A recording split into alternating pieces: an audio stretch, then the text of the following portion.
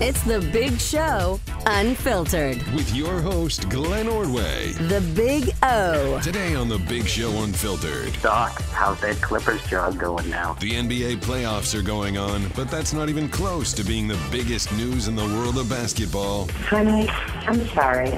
I'm sorry, too. Meanwhile, the Red Sox are still below 500, but at least one member of our show is still watching. Pete, when you say you're the biggest baseball fan in the world, I'm curious, do you mean in your interest or girth? With so much going on in the world of sports today, your interest should definitely be piqued. If not, we'll have you talk to Greg Murphy. Boner pills, boner pills. So get ready for some good listening, because you ain't getting any other gifts from the Big O. If I give breast implants to one bimbo, I said a president, I have to give them to all of them. It's The Big Show Unfiltered.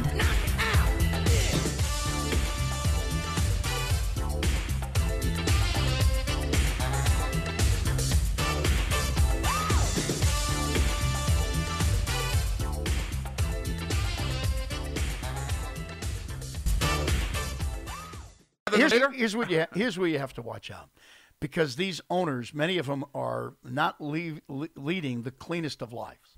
Okay, we even had a situation, if you remember here, with the previous owner of the Boston Celtics, in which Donald Gaston got into a mess with the other owners. There was this major paternity suit. He had to hand over the team over to his son because he was afraid that this woman was going to grab some possession of the something. There are all sorts of, it's not unusual for one of these rich owners who just happens to be up there in age to have a girlfriend that's 50 years younger than him. Matter of fact, it's surprising he only has one. Right? We know. Okay. Yeah. So we don't know what they say when they're in the company of these women. What's up with Mark Cuban's switcheroo in a day? Yesterday he was it's a slippery slope to take away the ownership, and now in a 100% in favor of the commission. 100% in favor. I think Pete brought up a great point, and that is any owner that does not come out bad. today and supports the commissioner 100%, because that's what everyone wants to hear. Okay? Every player wants to hear exactly what Adam Silver did here at 2 o'clock. Every fan wants to hear that. The only person that doesn't want to hear it is Donald Sterling and his battery of lawyers, and I'll guarantee you right now, they are working behind closed doors to put this together. Al Sharpton. Al Sharpton. Yeah, there's one other guy. Yeah. But see, to me, the case you've got against Donald Sterling, and I don't know, maybe I'm missing something on all of this. And if you are a owner of a franchise, then I've got to believe that there are ways that if you are causing damage to the entire company. So let's say if you're a franchise owner of a Dunkin' Donuts or any type of restaurant chain, if you're causing damage to the larger entity, I've got to believe that the other franchisees have a way of squeezing you out. There's got to be a way of squeezing you out, because you could single-handedly, and that's what he's doing right here, you could damage the image of the entire company. Well, so obviously that is how Adam Silver is looking at this. But remember, the damage is simply TMZ. Somebody that 3 days ago ESPN wouldn't even recognize on their airwaves. TMZ is the source. They were able to obtain tape in which this guy made racist comments, gave you an insight in a 10-minute tape as to what he thinks about African Americans, even though he employs them. But now, if you look at the broader case here, does Adam Silver have some evidence of racial discrimination internally within that organization? Because he may have to have some of that, because I'm looking at the list here. Donald Sterling has hired Paul Silas, Don Chaney, Alvin Gentry, Doc Rivers. You got to go deeper. Let me finish. All of his coaches, all African American, and none of them shrinking violets, or as some people would say, Uncle Tom.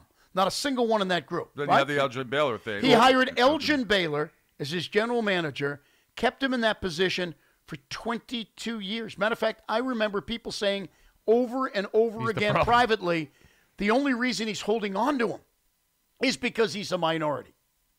22 years, total incompetent. And yet he held that position and he never fired him.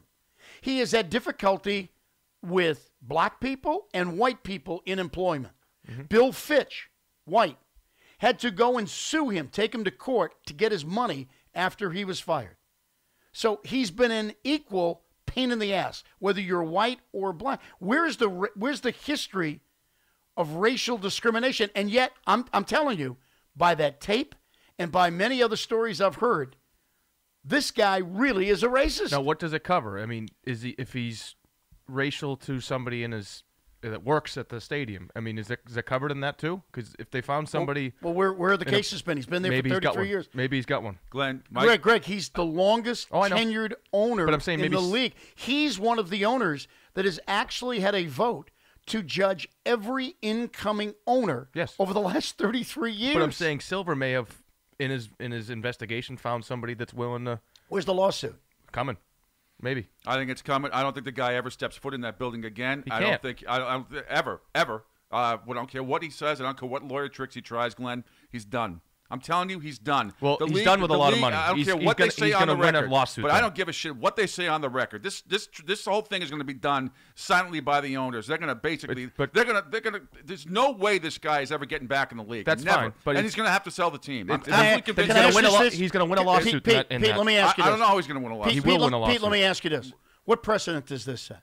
We have ownership of different professional leagues in this country. You don't think there are other owners that think like Donald Sterling? You don't think this is opening up the door if anybody has anything on tape from here on in? To think that. So if anybody gets anything on tape in a private moment, because it's not a crime to be a racist. No, it's not. It makes you a bad, evil person. It's not. And it makes you a bad, evil person. But it's not a crime. So what do you do in that situation? Is this open? TMZ, we've been raving about the reporting skills in the gutter of TMZ. If you're in the offices of TMZ and you're Harvey Levin right now, what are you saying? Gentlemen, get me more. We just took down an owner of a professional sports team. Let's go get some more. World story. Absolute worldwide story. We just became the most credible news source in the world. Yep. We took down an owner of a major sports league. I'm not saying he's going to sell the team tomorrow. I think it's obviously going to take a couple years, but he will never be in that building again. I think you're probably right. And this team will be sold within 2 years. That's my little timeline. Well, who runs it for the next 2 years? Well, I don't know. Well, that's the other thing. Hold on. That's what worries me. Hold on. Hold on. Let's go to what he just said. Let's go to Silver. What Silver said today. This applies to somebody asked him about the family question. Sets up nicely. This applies to Donald Sterling and Donald Sterling only. Well, we know his wife Shelley was involved in those discrimination cases. We know that his wife Shelley was acted as an imposter, acting as a L.A. health inspector to go into these buildings to find out if the people were white, black, or Korean. We know there's a history here. The son-in-law who suddenly has distanced himself in the last 24 hours from Papa because he wants to run the organization is suddenly ripping Donald Sterling. But yet, this son-in-law has been working for Papa all this time, guys. I mean, to me, again, I think that what Adam Silver did today is he silences everybody. He calms the situation down. He calms the protesting down. At least I think he will. I mean, I don't see how anybody's going to go out there and protest tonight. What is your argument? You got the commissioner with major legal ramifications where there may be major lawsuits against the NBA here. You got him to basically ban this guy for life. If you're going to protest or bitch about this, there's something wrong with you. Looks bad. He quiets the players down. He quiets everybody down. But what happens from here on in? Well, like I said, Adam Silver seems like a bright guy. A little nervous at the start of the press conference. Can't be bright if you're the commissioner. But a bright guy. He's an attorney. You don't think he was advised by godly knows how many other attorneys involved in this when he said ban for life and that the process begins immediately for him to sell the team? Let me ask you this. That's not. Let me ask you this. You think the NFL, the most powerful sports league that we've ever seen in this country, do you think they had a lot of lawyers? And they're really powerful in legal decisions. What happened every time they sued? They sued the Oakland Raiders. They lost every single time. And why? Because they were dealing with a maniacal guy who sat there and said, screw you, I'm not going to do anything you tell me, and you do anything to me, litigation city, baby. Yep. I'm going to be in court, and I'm going to take you to court. And they lost every single time. That's what I think people are going to do. They're going to look at it as this is not like what the NFL has gone through. This is a different set of circumstances here in different times. It just is. This isn't about the USFL or Al Davis. But you're taking public opinion, Pete. Yeah. And public opinion is, as I said, 99.9% agreeing with what Adam Silver did today. I agree with what Adam Silver did today. I think everyone does. But we all do. Yes. Because we heard the tape. And the tape is despicable, and we're all pissed about the tape. But what happens next? If he fights it, it's on. Do you think he's going to fight it? I do. Of course he's going to fight it. He's going to fight it. We all know that. Or it's a backdoor agreement where, fine, I'm leaving, my wife gets it. Well, that's the only way. The bill of sale changes to her name. I mean, you can't have her take it. That's the only. She's involved. She's been involved in the business. That's what I'm saying. But that's the only thing that'll shut him up, I bet.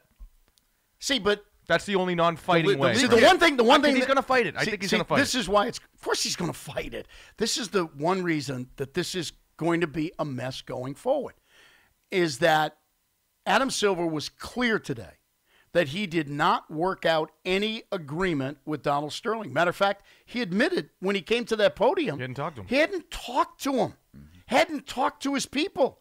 That literally, Sterling was finding out for the first time that he was banned for life when we heard it from the commissioner. It wouldn't surprise me if this guy tries to go to the game tonight.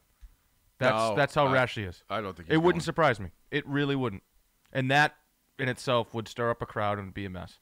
Yeah, see, I don't think he would do that because he's putting himself in harm's way. And now you're going to create a mob mentality, and that's just dumb. That's just dumb.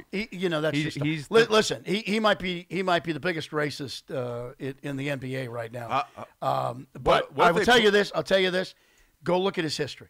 He is a bulldog. He's vicious. He's nasty. That's my point. He doesn't give a shit about people. He will stomp on people. He doesn't care. If he's stomping on people out there, he's looking at this, and he's going to stomp. He's going to try to stomp all over Adam Silver. Well, could you pitch him? And you know what? Here's the other one. Some people care about their image. Some people care how they're viewed. I don't think he does. I don't think he does either. There's been no sorry. There's been no apology. There's been no. You would think that if he really wanted to soften this, there'd be a public statement before the press conference to ban him from basketball. Well, he went out to dinner with his wife the other night, so you know. Well, that's the other one that's hilarious to me. That he doesn't. That's the other one that's hilarious. She made statements. She came out and made statements that she did not agree with any of the comments that her estranged husband made. Okay, so she was separating herself from her husband. Mm-hmm. Then she shows up at Fleming's the other night. TMZ is out there with the cameras going, and she literally is defending her husband. He's not a racist. She was saying that to the now. That's why you can't trust her in the seat running that organization. But he clearly said there's an open door for her. Silva clearly, by him saying only Donald, that's a complete clear statement that anyone else in that family is available. Well, I think it'll be a unanimous vote by the NBA owners. I do. I don't see how any of them, and Adrian Wojnarowski just retreated the same thing. There isn't a franchise that could withstand public backlash of failing to vote with Adam Silver on Donald Sterling's roster. And that's fine. I agree. He could be forced to sell the team. Maybe Magic Johnson's, maybe the Guggenheim, whatever is involved. Maybe they get it. But it's not going to happen overnight. It's going to take a couple years. And I do think, at least initially, Sterling will try to put up a fight. Yeah. Initially, I still think he's going to end up in the hospital in 10 days. I firmly, people. No, just from stress. Just from stress, and he's not in the greatest shape. I picture him 3 years from now down the street in Springfield from the Hall of Fame selling goodies like Pete Rose does. Banned from basketball. Clippers goodies. This is going to be a vicious fight. And right now, what everybody's doing is they're trying to find out what the reaction is going to be from Donald Sterling. What is he going to say? I'm waiting for it. How is he going to respond to this? I keep on checking Twitter to see if he's talked to anybody. Clippers website has, on Clippers official website, just says a big "We are one." What the hell does that mean? Strong message after NBA commission bans owner Donald Sterling. It's "We are one." Like we are one. So who's running the Clipper organization today? The league didn't. Correct me if I'm wrong. He's been banned for life, but the league didn't they didn't give anybody the reins and control of the Los Angeles They didn't Clippers. even say they were controlling them. Well, they're not, obviously. No, obviously. So who's in charge? No one's driving that car. Alexander Hagues, you around? Well, the son-in-law, I would think, is in control. I don't know how the how do you hierarchy goes. How do you have the family control this? Because there's nobody when you else already right now. know that we've already seen, we've seen the quotes by the son-in-law supporting him and then ripping him. We have seen the estranged wife, Shelley, rip him and then support him. All right? You click on the Clippers website, and that's what pops up. We are one with LAC on there. Yep. Great. Yeah. Listen, this guy's got a lot of balls, Silva. I'll give it to him. He's got a lot of balls. He seemed very nervous out of the gate, almost as if he was having difficulty completing the words, even though they were all written. But I must tell you, this is a gutsy, ballsy move. And I'm sure the NBA has spent a lot of time going over their bylaws. But like anything else, your lawyers can sit there and tell you, we have the legal right to do this. But it doesn't necessarily mean that the lawyers for Donald Sterling are going to agree with your interpretation of those bylaws. And eventually we're going to get either to a litigation situation, or based on what I've seen with the bylaws, and of course they're all secretive, but people are leaking stuff left and right out there, that we're going to be dealing with arbitration. And you never know what's going to happen when you're dealing with an arbiter. You just never know. Isn't it ironic that in this case, this guy we both think, or all of us think, is going to refuse to lose, but he managed such a awful franchise that just did nothing but lose? 371 win percentage. That's with amongst any of the four major sports over a 15-year period of ownership. So this is 30 years. He's okay with losing. 371 winning percentage. Okay with losing since 1981, but in the legal battles, he refuses to let down. Well, it's even better when you look at some of the numbers for this. They have won only 19 playoff games in 33 years since '81. Now let me kind of translate that with the other team playing in Los Angeles. 19 playoff games in 33 years. Meanwhile, the Lakers have played in 15 finals. They have won 10 and have 251 playoff wins in the same 33 years. They're close. Is that unbelievable? Yeah, they're close. It's that is unbelievable. The Canadians Bruins, right? So here's Eric Edholm, who's a writer as well. National prediction. Who is this? Eric Edholm. He makes a prediction like a lot of us think. Prediction: 3 years later, when this thing is still hung up in the court, Sterling will still be haunting the NBA, which I think is a distinct possibility. Yep. I mean, it's not going to happen overnight. I'm going to say 2 years, unless he dies. And the Celtics will win that year, by the way, Pete. Listen. Let's get away from the political correctness. This is what Adam Silver did today. He's dealing with a predominantly, as Charles Barkley said, we're a black league. Yes. He had to make this decision here today. He's got people protesting. He's got a franchise right now that is in total bedlam. He saw what happened to the Clippers in that game the other night. He's looking at all of this stuff. And right now, if he came out today, and he knows it, because he heard from Kevin Johnson, he was speaking with Kevin Johnson, admitted it. If he went in there today and said indefinite suspension, I guarantee you that many of the people who are in this league right now would be bitching left and right. Because what does that mean? Is it 2 months? Is it 3 months? So he banned it for life. And he basically said, bring it on. We're going to take on that task over the next 1, 2, 3, 4, 5 years of challenging this. Because my guess is that he has, or he's had his people, lawyers, sit down and try to talk with Sterling's people about what if we can go and find a buyer for you? What if we can get you 20% above the value of your franchise? I got to believe they worked the back room for a while, because that's what you want to do. You want to get him out the door because you know that that's the only answer. But it sounds to me, in the way he presented it today, he got nothing out of Sterling at all. And so he was forced to bring the hammer down. But going forward, this thing is far from over. Well, true. Far from over. Celtics statement today, the entire Celtics organization and our ownership group fully support the decisive action taken by NBA Commissioner Adam Silver. Celtics stand for, in conclusion, and equality, and we are proud to be part of a league that shares the same values. Do you think that inclusion, what NBA team do you think is going to come out and say we don't agree with the decision? Nobody. Do you think this increases the value of the team? Because I think it does. I think it makes it one of the most high-profile teams to own in sports. If Magic's group or Guggenheimer group, whatever group is involved, goes to Donald Sterling tomorrow, Glenn, and says, "Here's $1 billion." They just became. Okay, let me ask you. They just became America's team. Okay, let me ask you this. Here's $1 billion. Let me ask you this, because we know how people feel. Everybody seems to love Magic Johnson, but aren't you going to be a little skeptic in all of this? If it's Magic Johnson that ends up owning the Los Angeles Clippers, taking when pictures he with was somebody, he was a big part. I'm not saying that he set this thing up or set the picture up. I don't think anything that happened. He just happened to be involved in this. But isn't this going to look a little bit strange in that he suddenly gets to conveniently purchase the Los Angeles Clippers, and he was the one that was mentioned in the tape. He's the one he didn't start the stir. Donald Sterling obviously did, but it was all about him. I mean, you can say definitively that you know he didn't start it, but there's also people talk, and he said, "I don't know V." Who knows? Who knows if he does know V? And she says, I have tapes about this guy. So I'm going to ask this question again. Who knows who urged? Somebody urged her to do those tapes, but she didn't act alone. I'm going to ask this question again, okay?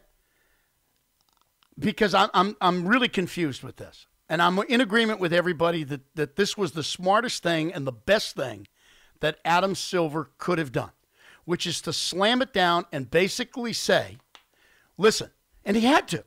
He had to. Nobody was going to be satisfied with any other conclusion than what he said here today. Now he's got everybody on his side. But what is the precedent that was set by Adam Silver here today? Not just for NBA owners, but how about owners of any other NBA team? How will the public, how will the media react if TMZ 3 days from now comes out with a tape of Jerry Jones saying something with a woman that happens to be on a tape in which he says something that could be construed as racist? How about not even racist? What about homophobic? Exactly. Mm-hmm. So what happens then? We've already set the precedent here. The precedent is the public is pissed off because we hate the fact that people aren't open in their hearts. I get that, and that's a good thing. But have we not, because of the words that this guy said, he has shown zero history of racial discrimination that we know of, okay? In the NBA. Yes. He certainly looks like he's done it in the housing business. But he hasn't shown it really that much that we know of in the NBA, even including the Elgin Baylor case that was thrown out.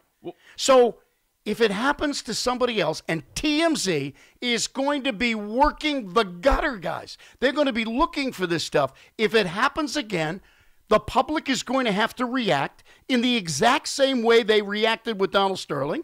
And Roger Goodell is going to have to come out and follow the lead of Adam Silver, or people are going to be all over Roger Goodell. He's already got what he can go after. If you really want to get down to it, Daniel Snyder and the Redskins. Is there anything more racist than that? Exactly. Anything more racist exactly. than that? By the way, Jameli Hill is, I guess, because we're doing the show. Hill. Jameli, whatever her name is. And she's had her own racial issues in the past, too, with some of her ridiculous comments. She should have been fired a while ago.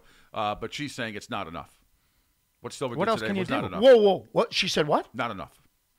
She's making the point on TV right now. How can that not be enough? No. I'm watching all of the tweets on ESPN. Not enough. Dwayne Wade, Commissioner Silver, strong, way to take charge, protect our great lead. Player after player, Magic Johnson saying that former and current NBA players are very happy, satisfied with Commissioner Silver. So I don't see how anybody could not see what Adam Silver did today and say that he strapped them on.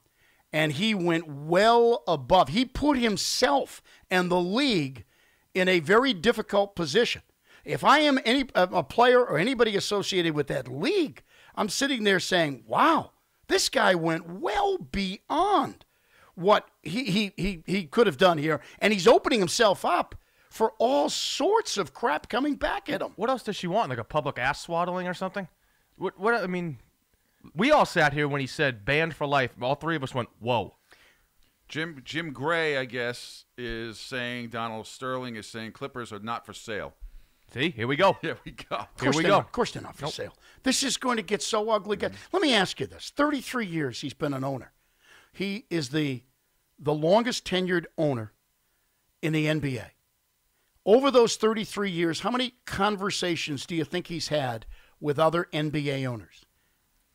Many and many. So and how many. is it in 33 years, not a single owner has come forward to the NBA and said, we've got to do something about this racist Donald Sterling? Now, my guess is, based on what I heard with that tape and some of the other stories I've heard, that this is not the first time that Donald Sterling, deep down in his heart, believes the crap that you heard on that tape. So my guess is he said it in the presence of other owners. You don't think Donald Sterling is remembering some of those conversations and maybe some of the things that some of those other owners may have said to him? You don't think he's going to pick up the phone and call his so-called friends that he's known for 33 years and say, you're going to vote against me? Except here's the problem. He's got a real big-time credibility issue unless he has it on tape, like you said. If he taped these, which he might. Unless he's got it, people are not going to believe anything that comes out of his mouth. Pete, why do because we think he's Pete, desperate? Pete, and it's just going to be hearsay. Pete, why do we think that this all unfolded? Donald Sterling has been doing this type of stuff and saying this for 33 years. Why did it suddenly come out now? Why? Because there was money to be here's made. why. Here's why. Money to be made. Here's why. Because he wanted to get laid with this 31-year-old woman, a woman who's 50 years younger than him. That's what it's all about. And this girl saw dollar signs. You don't think other owners of professional sports teams are engaged in the same type of relationship? Of course. And you don't think those other women are gold diggers? Of course there are. I'm saying, how's he going to prove it? Unless he's got it on tape. TMZ will prove off it. as a desperate son of a bitch. He won't do it. He's got no credibility. He won't do it. TMZ will do it. Well, they might get it. They might. Let's wait and see if it happens. Otherwise, anything that comes out of his mouth, everyone's going to laugh at him. He's got no credit. He could say, that's not true. I'll tell you what, that's not true. If he comes out and says such and such owner did this and such owner did that. Suppose he's got evidence. That's what I said. Unless he has the physical evidence or the audio evidence, Pete, listen. Where's it going to come from? Can I tell you something, Pete? What credibility does he have? Pete, here's where you're not characterizing him correctly. He's a racist. Yeah. But he's not dumb. He's worth $2 billion. He's a brilliant business guy who is a racist. If he comes out and says you're thinking that he's some dumb hick off the street. I'm not saying that. Why you don't put words in my mouth? I'm not saying that at all. I'm saying well, you just said they would laugh at him. They're not going to laugh at him. No credibility. He's got credibility when he says None. not for sale. People are not going to care Yes, if he he's does. got Not for sale. gazillions and gazillions of dollars. They will care. They're not going to care. They will care. The owners are going to vote 30 for 30 to get him out of the league. He's going to be forced to sell in probably 2 years, maybe a little longer. He's not going to own the team if he's not dead. From stress or a heart attack or whatever. You've been around. You've been around. If he says Mark Cuban is a racist, Glenn, what is that going to? You think he's going to have credibility by saying that? They're going to laugh at him unless he's got physical evidence or tape. Pete, that's different. Pete, you've been around sports a long time. Answer that question. I'm answering it for you right now. Okay. Let me finish. All right. You've been around sports a long time. Yeah. Okay, you're not a naive guy. Okay, I would say you're pretty street smart. Do you think of those 30 owners? Do you think that maybe some of those owners have been involved in some of these relationships with women where they might have been recorded with one of these little iPhones? Wait a minute, let me finish.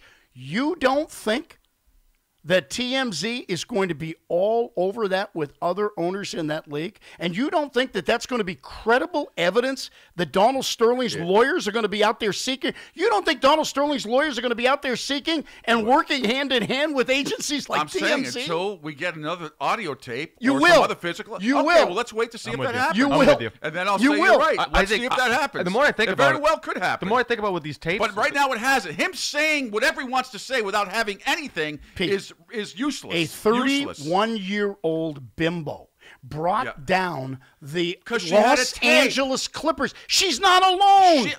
But I'm just saying, Glenn, until we see a tape, and there very well may come. I'm talking about what Let comes me out ask of you his this, mouth. Pete. Have you ever seen an owner of a professional sports team out at an event with a young woman that you sat there and said, geez, that's not his wife? What does that have to do with Donald Sterling coming out of his mouth? Because that's what he says. That's how this stuff breaks. That's how this happened.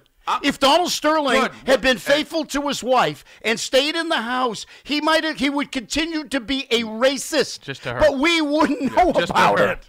And Adam Silver would not be stepping up to a podium today saying he's banned for life. It would not. The 31-year-old bimbo took him down, and there were more 31-year-old bimbos out there. I'm telling you, unless there's a tape or something, and it very well may be several. I'm saying right now, Donald Sterling comes out in public and rips any one of these owners or any player for any reason, and without any kind of physical evidence, all it's going to come off is a desperation a-hole. That's all it is. What is he right now? No one's going to believe him. What is he right now? Nobody is going to believe anything that comes out of his mouth unless he provides some sort of evidence. Pete, has he said anything yet? Has he said anything since the tapes came out on Friday? Clippers are not for sale. He just said no. Jim Gray and Fox. Okay. Since Friday, he said nothing. For now. He's not going to do that, Pete. He's going to work underground. He's worth $2 billion. He's going to work underground. He's going to get something on somebody else because he's had conversations with these guys over the years. He's probably, for all we know, he's probably been setting this protection up with these tapes. I'm saying, but you keep on thinking he's going to get up there and he's going to carry no credibility. Right? If he comes out right now and says anything, it doesn't matter. Dumb. He's not that dumb.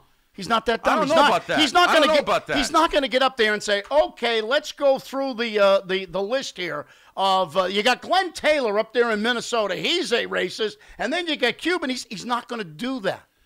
He is going to work behind the scenes with a battery of lawyers. He's going to defend his property right now. If you look at the history of this guy, he always goes to war. He always goes to battle. He goes to battle against poor, defenseless, blind, crippled women. And that's not the case in his housing. Now he's going up against a lot of other people. So he doesn't care. Well, I know he doesn't care, Glenn. He doesn't care. You might not think he cares right now. He has more at stake right now. Let's see how this plays out. He has more at stake right now. As much pressure as you think they can put on him, there's 29 other owners that can put a hell of a lot more pressure on him than he can put on. How? Now you're being naive. I am not being naive. Yes, you are. Now you're being naive. Pete, I'm not. It's 1 against 29. Guess who I'll take? I'll go with the odds. I'll take the 29. Pete, how do you prove how do you prove that he has conducted racial discrimination within the Clippers organization? It's 29 owners, but it's probably 55 lawyers that will be behind him. Let me ask you this question. Let me ask you this question. And he'll be out. Pete, let me ask you this question, okay? If for some reason you had a private conversation with somebody at a bar last Friday, and in that conversation you said something that was in some way, could some way be construed as being racist or homophobic towards somebody else, and that person recorded it for you, do you believe that should be made public, and therefore you should lose your house, and you should lose your car, and you should lose your job? Well, of course, and nobody would say yes to that, obviously. Well, the NBA just did that today. Yeah. And guess what? If they get 3/4 of the owners to approve it, which they're going to get unanimous, what does that tell you? This is not. I'm just telling you, Glenn. Tell me what you think is going to happen with Donald Sterling. Is he ever going to have any kind of decision at all regarding that team ever again? I think what will happen is I think this will out. I think this will carry on for the next couple of years, and I think what the league will be forced to do, and it was probably the way the league should have worked initially. If, let's say, the Milwaukee Bucks franchise was sold, what was it sold for, Jet? $575? About $555. All right, $555 million. So this franchise is in Los Angeles, bigger television market, better team. Fan base is not great, and you're sharing an arena with another team. But let's say it's worth $700 million. I think it's worth more. Okay, it might be. I think it rises every day. But here would have been the smart way of doing it. And maybe this is how Adam Silver has got the plan. Maybe this is the plan that they've got. And that is that you go out and you facilitate the sale. And you try to find somebody that's going to go and buy this franchise, but you do it at an inflated price. Because right now what he could say, and he could argue, and I think he would have a leg to stand on in this, is by banning him for life and owners forcing him to sell the franchise. You would basically, if you're forced to sell your house, Pete, okay? If the government or somebody comes in to sell and says you're forced to sell your house, what happens? the value drops tremendously on that house because everybody knows you've got to unload it. Well, so I disagree with you. I think the value is, and he can argue this, that it's way higher than it says in the books because I think in 3 days they've become America's team. They're the most beloved team in sports. Well, let's see what right now. But that's why that's my what I'm saying. point It's is good for him. Okay, you may be correct. Yeah. If that's the case, then Adam Silver has to go out and find those buyers. Yes. And then he has to go and work with Sterling, even though he's banned him for life, and say, listen, we have a group that will come in and pay you $1 billion for that franchise. Yeah. It's only worth, in our opinion, $750 million. So you're going to make an extra $250. We're going to give the racist an extra $250 million in the pocket. Yeah. Because I think right now you have done him some damage here. In that I disagree. Yes. I disagree. I think the franchise, if I'm another guy coming in to buy it, it's been devalued somewhat here. It's been devalued. Well, it's because his hand's been forced. You know, exactly. in any business, But if you know the other person has to sell it, that you try to get it for cheaper. You're talking about one buyer. You're talking about, this could be a bidding war because it is seen as such a good team to have right now.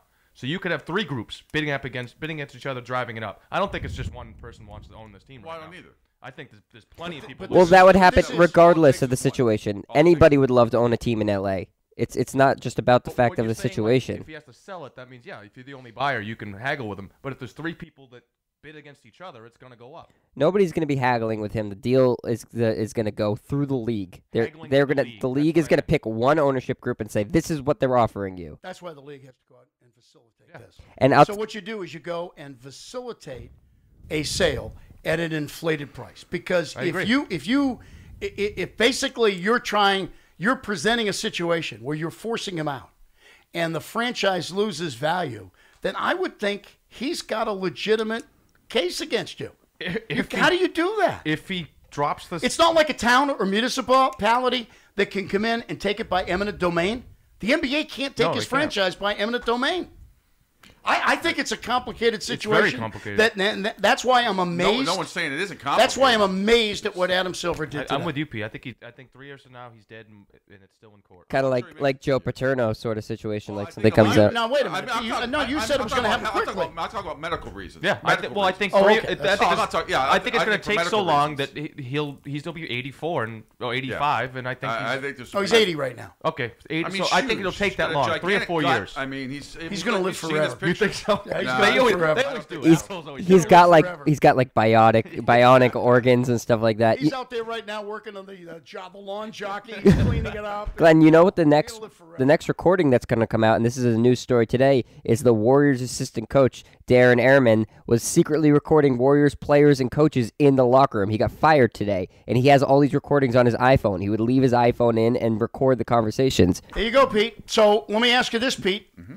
If a player now comes out, he's under contract to the NBA, and the player now has racist or homophobic comments, what should the league do? Should the league fire him or ban him because they just banned the owner? Well, brings up an interesting point. He was Here's the quote, Glenn. That's my point at the beginning. Let's go back to the beginning. This is precedent. And that, to me, is where I think Adam Silver is really taking a gamble. I'm not saying he didn't do the right thing. He quieted everything down. This is what everybody wanted to hear. But in doing so, it is my opinion that Adam Silver has set up precedent to open up the floodgates for any time people do not like what somebody is saying about another person, another ethnic group. Yep. That now, but what is the punishment? Banning. Ban for life. Ban. It's not a slap on the wrist. It's not a suspension. It's not a fine. It's banned for life. And to me, this is dangerous, dangerous territory. My guess is he tried to work behind the scenes with Donald Sterling, and Donald Sterling wanted nothing to do with it. Screw you. You try to take my franchise away. I'll have you in court. I will take down the NBA. Which, by the way, is exactly what Al Davis told the NFL, and he won. Yeah, Al Davis won, but I will hedge my bets with the owners. I will take the other side. Based on what? Because you're making this guy sound like he's Don Corleone or something. Like he's going to be. Stop it with the movie. Stop it with the movies. Telling you act like he's just more money. He's got more money. Way more money. How do you know more stuff is going to come out about Sterling? That's going to even be more incriminating. It doesn't make a difference. He's already banned. But we already know he's a racist. Who knows? Pete, there could be a million different recordings. There could be video. Okay? He could have swastikas hidden in some bedroom. We all know now what he is. The damage is done to him. He's banned. He's banned? But wait a minute. But what about the other owners in the league? What about all the players? Stuff is said all the time in locker rooms. You've heard it. I've heard it. How about Miami? We already found out what happened there. Suddenly, the precedent is set. If this is what you do, words now.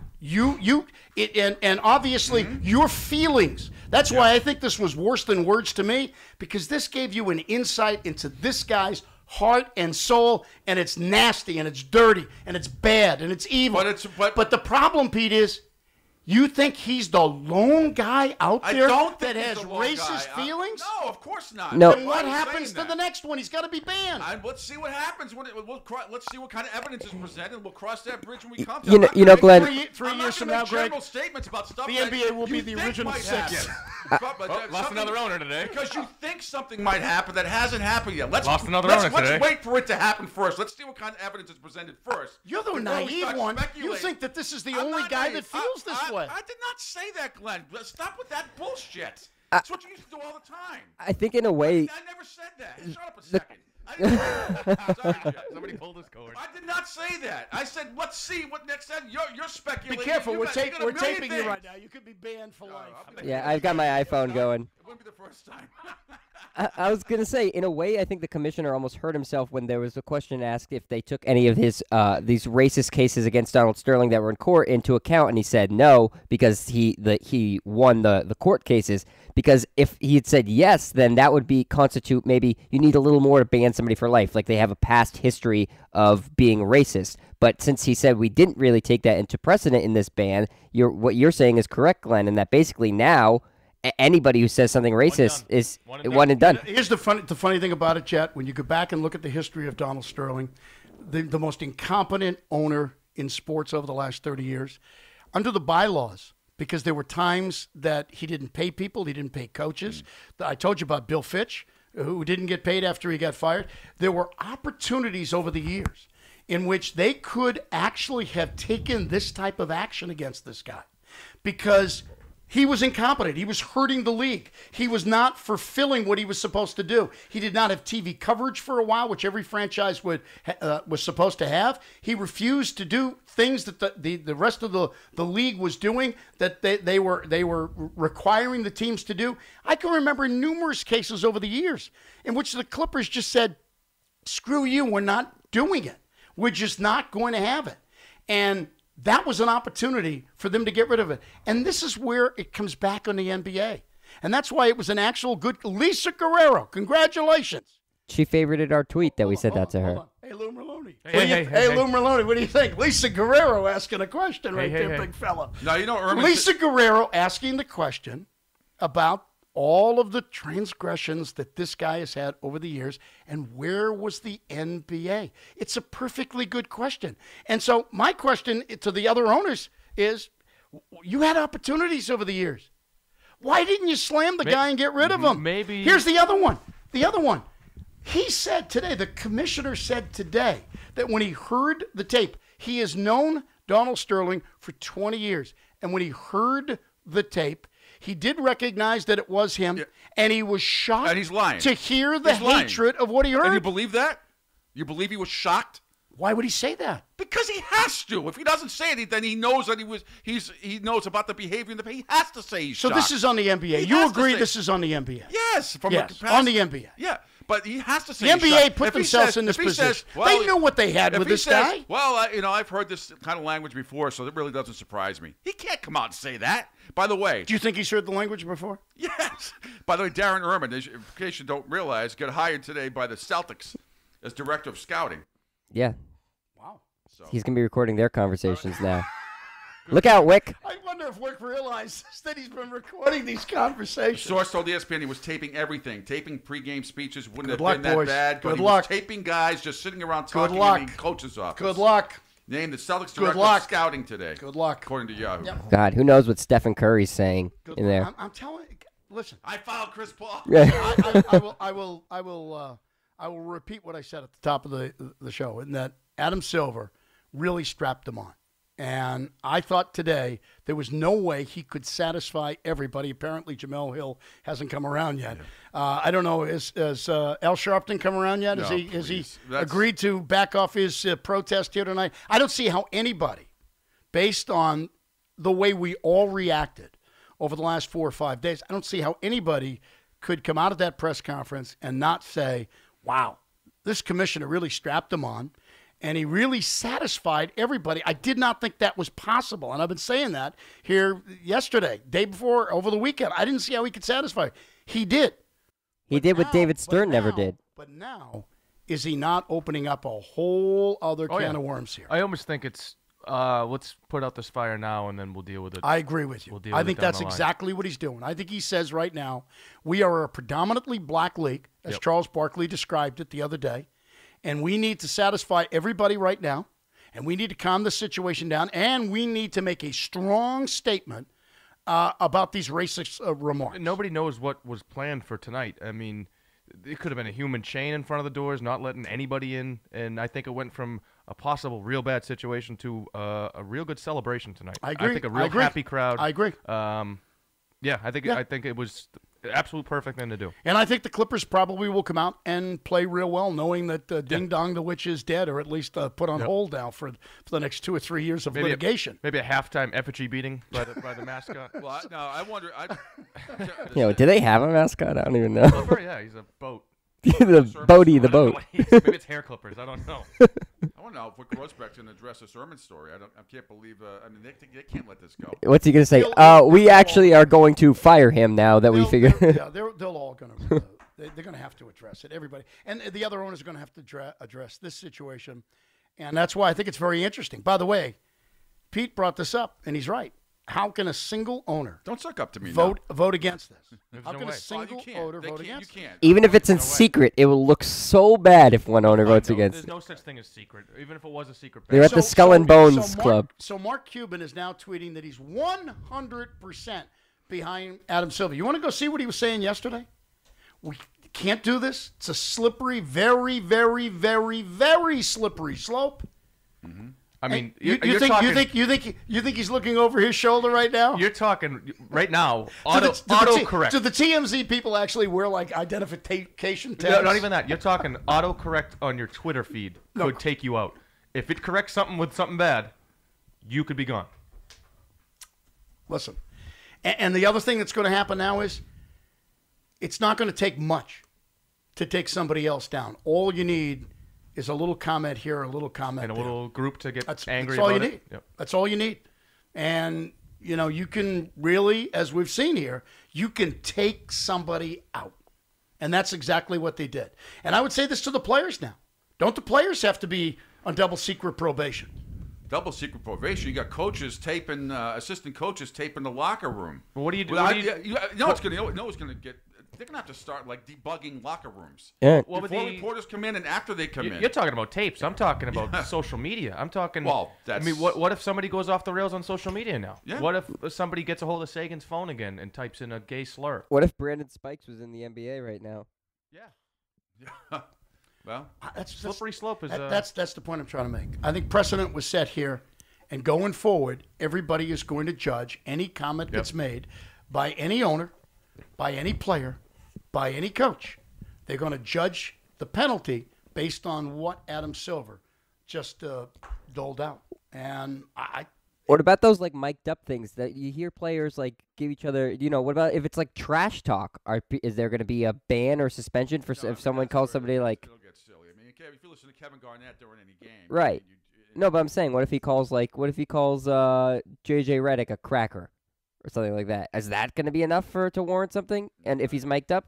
I think we have to be very careful about, this getting out of hand. This is an extreme set of circumstances. It should have been dealt with 30 years ago. I don't think it's an extreme set of circumstances. I think there have been other owners over the years in professional sports that have acted this way, that have said these things, and I think there are some that exist right now in sports. I agree. I'm saying, but I don't think it's because unfortunately, Pete, it might be 2014, but there are still racists amongst. Totally agree. I'm saying it's extreme, and I mean that it came out like publicly like this. We haven't seen this, even though we knew the man was a jerk for over 3 decades. They didn't. Should have been dealt with. They didn't. Silva was shocked. They knew. Silva was shocked. He was shocked. David Stern. I can't. Again, he's going to have to get his head out of the sand at some point. He's in Brazil or I something. know that, He's on the sand right now. No, he's sipping a Mai Tai. Someone going, is there something going on? He has his own island. Him out big time. He stayed clear of this situation. Of course he did. He's staying totally eventually you clear. will see him. Here's the one Here's the one that still gets me, and maybe somebody can kind of educate me on this one, because the Donald Sterling tapes clearly show a man who's racist. Clearly, some of the things that we have heard about him over the years clearly show that he is a racist. Yet, don't you have to prove, if you're the NBA, don't you have to prove racial discrimination practiced by him and his company toward employees to be able to do that? And yet, his track record, when you look at it, now granted, you have a high number of African Americans who have played the game, but up until recently, you didn't have a high number of black coaches, and yet look at the list of coaches that he has hired. Yep. Look at the number of white coaches who he has fired. Vinny Del Negro. That's the name. It's because of his name. He got confused. Yes. But he fired him with 56 wins last year. Record. Record. 56 wins. And brings in Doc Rivers. So he fires the white guy with a record number of victories to a bad franchise. Did he fire him, or did his contract expire and they didn't renew it? Same thing. It's called the same thing. And so he brings in Doc Rivers. I mean, you can look at the history here, and it's pretty difficult, I would think, to prove racial discrimination. And he's going to have a battery of lawyers that are going to be fighting all of this. I'm telling you, this thing is going to get ugly and dirty. But I would say this to you, Pete. Pete, why do you? Let me ask you this, Pete. Why in one day have we seen a complete shift in what you're hearing from owners in the NBA? Yesterday, slippery slope. Yesterday, we heard, well, let's see how this thing plays out. But why today are they 100% behind? Well, I read 16 owners from another story yesterday. They're all quoted on SI.com. 16 owners, and the Celtics released their statement today. It wasn't yesterday. Is there any team they were all saying, they were all against Sterling. Is there any team that has not released? No. Wait a minute. No, they're against what he said. Yeah. But no, when they were asked the question about should he be out, I didn't hear them say that he should be out. Who said he should be out? Leslie was the only one in Houston, I think. And matter of fact, he said even worse. I think he thought he should be hanged. Jordan also. Michael Jordan said he should be out. Jordan said has every team been accounted but they for? did. They weren't saying it. Matter of fact, Rick Grossbeck didn't comment on that. That's what I said. He commented on the despicable. There were 16 teams that commented about it. But Pete, 99.8% of the public agrees that those were asinine, hideous, hateful things that he said. The question was, why is it that in a 24-hour span, those owners were not willing a day ago to sit there and say that he should be out, and today they're all sitting there backing Adam Silver 100%. Simple. They waited to see the commissioner say you're banned for life. It's simple. What are they going to say after that? Oh, you're out of line? Anybody who disagrees with that, you're going to get deemed a racist. They got no choice. You have no choice. I mean, is anybody going to come out against the commissioner and anything he said? How can you? No, you look like a fool if you do. So, you look like a fool if you do. Donald Sterling will. He will. He will. Or Shelley will. Shelley will. I'm not convinced. Now, does Shelley show up to the game tonight? I'm not. She was there for the game at Golden State. How can she? In the front row. How can she come? He's gonna try. Hold on. Oh, it applies to Donald Sterling and Donald Sterling only. You think Paul, the son-in-law? The son-in-law is going to be there. You think so? He's waited a long time for the Clippers to be in a situation like this. He's showing up. Shelley's going to show up in the front row. And basically today, it's going to be her estranged husband. Yesterday, they were together at Fleming's and everything was cool. But a day later, it's the estranged husband. She should bring a young guy. She should bring a young guy, like a 30-year-old guy. A young black guy is what she should do. Yeah. It's good. Perfect symmetry. She should bring Snoop Dogg. It's okay to go to bed with him. That's okay. Remember, that's okay. You just can't bring him into the building. That's what you have to do. That's what he said. All right, here are the phone numbers at 617-500-BALLS, B-A-L-S. That's 617-500-2257. You can also use that number to text us as well. We'll do a wine line coming up at 5:45 this afternoon at 617-600-7183. That's 888-600-7183 right here on Big Show Unfiltered. And now, It's the Big Show Unfiltered. with your host, Glenn Ordway. The Big O. Today on The Big Show Unfiltered. Doc, how's that Clippers job going now? The NBA playoffs are going on, but that's not even close to being the biggest news in the world of basketball. Honey, I'm sorry. I'm sorry, too. Meanwhile, the Red Sox are still below 500, but at least one member of our show is still watching. Pete, when you say you're the biggest baseball fan in the world, I'm curious, do you mean in your interest or girth? With so much going on in the world of sports today, your interest should definitely be piqued. If not, we'll have you talk to Greg Murphy. Boner pills, boner pills. So get ready for some good listening, because you ain't getting any other gifts from the Big O. If I give breast implants to one bimbo, I set a president, I have to give them to all of them. It's the Big Show Unfiltered.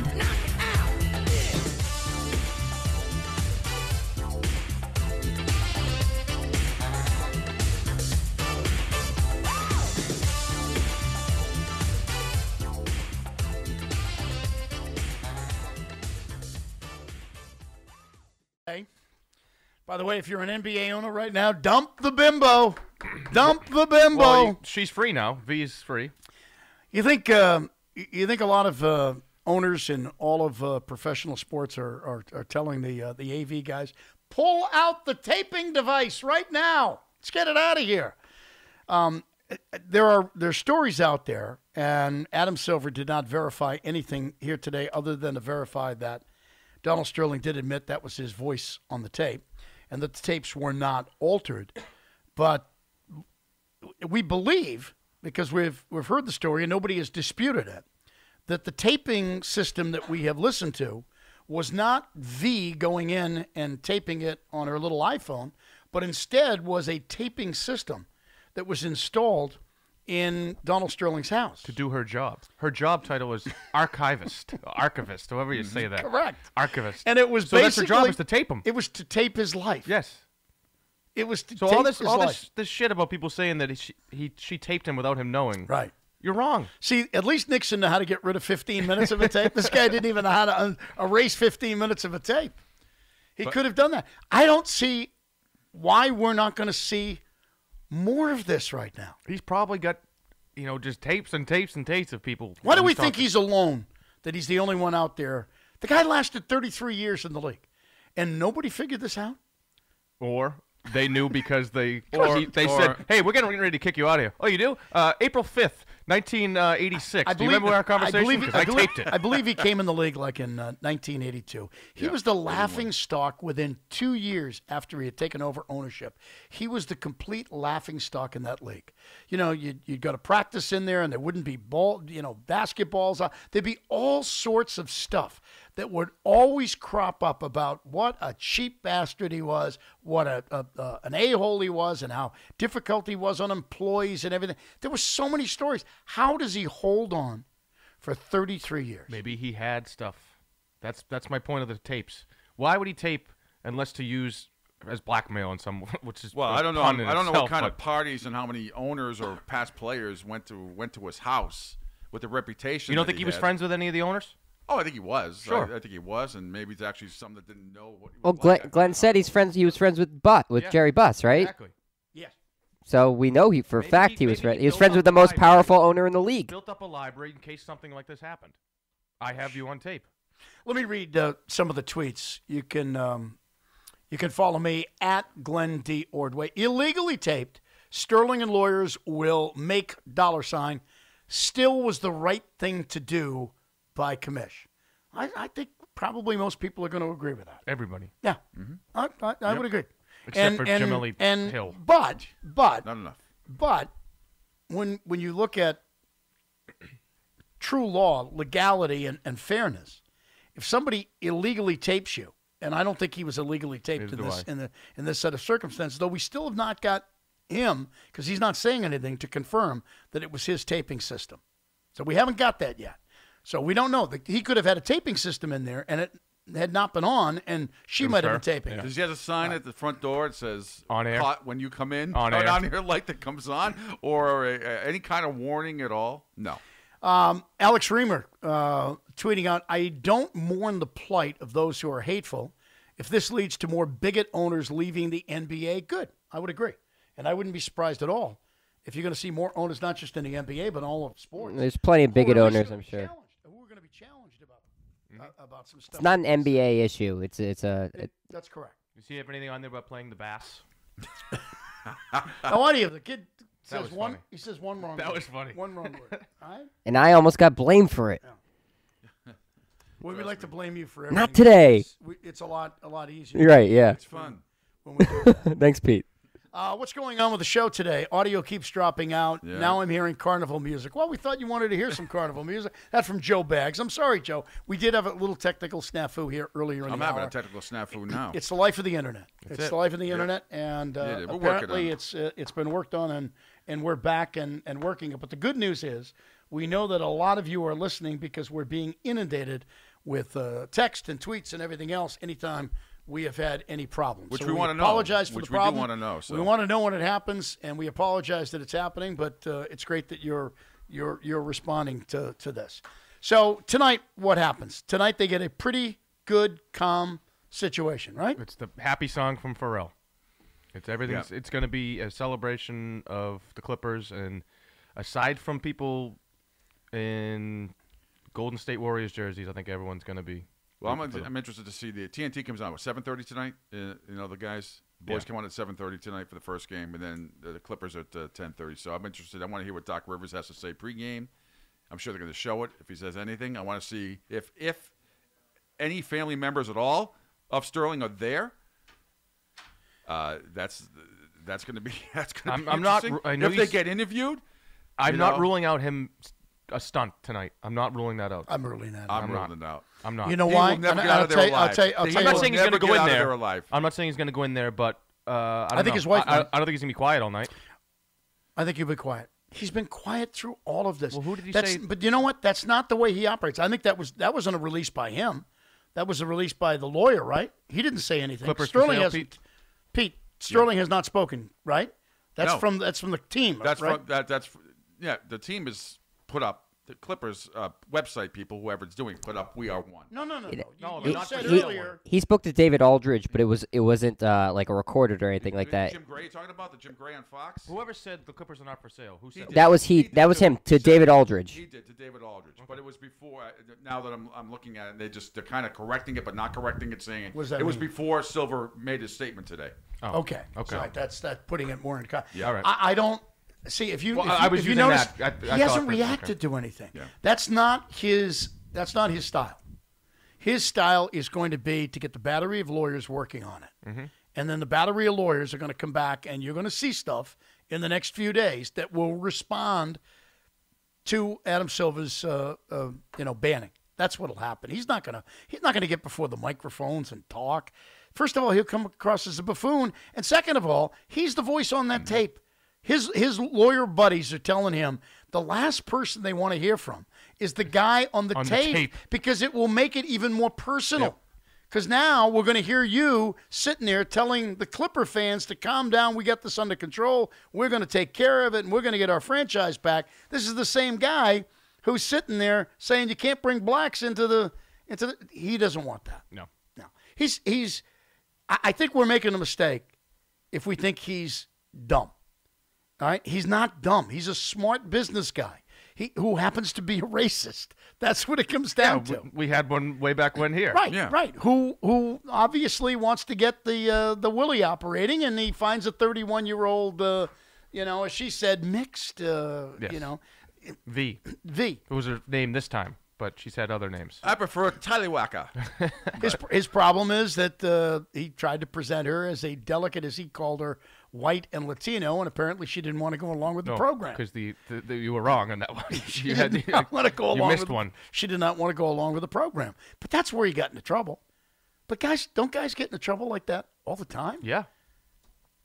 Yes, they do. I mean, there have been a lot of guys taken down by these situations with women, correct? With far less than that, way far less than that. Right. I understand that. And that's why I think you're being naive, Pete, if you don't think that there are other owners, because there are other owners that are in very similar situations. All I said was let's let's wait till we see another tape or another picture or another statement first. I don't know what's going to happen. I don't know. What's your guess? Your guess My guess is the precedent's been set. Hold on, My the precedent's guess is he's been out of the league. Right. Within he's going to be forced to sell the team sooner rather than later. I think it will be somewhere between 2 and 3 years if he's not dead for medical reasons. And sorry, hate me for saying it. I think he's going to suffer some serious health issues over the next few weeks. So Pete's taking the old man is just going to croak. Well, I think it's a strong possibility. See, now he's going to undergo serious. Here's where because I haven't agreed with a lot you've said today, but here's where I tend to agree with you. I think Adam Silver may be looking at it, and he may be saying to himself, you know what? Let's just go balls to the walls here, and let's just ban him from the league. And we're going to be in litigation for the next 3 or 4 years. He called up a few of the owners. He said, you guys willing to put the money up here? Because this is going to cost us a lot of money over the next 3 years in litigation. But you know what? Over those 3 or 4 years, maybe the old bastard dies. Maybe he croaks. And then Shelley's not strong enough to come out and fight this thing. She's up there in age. They've been married 30-something years, right? No, more than that.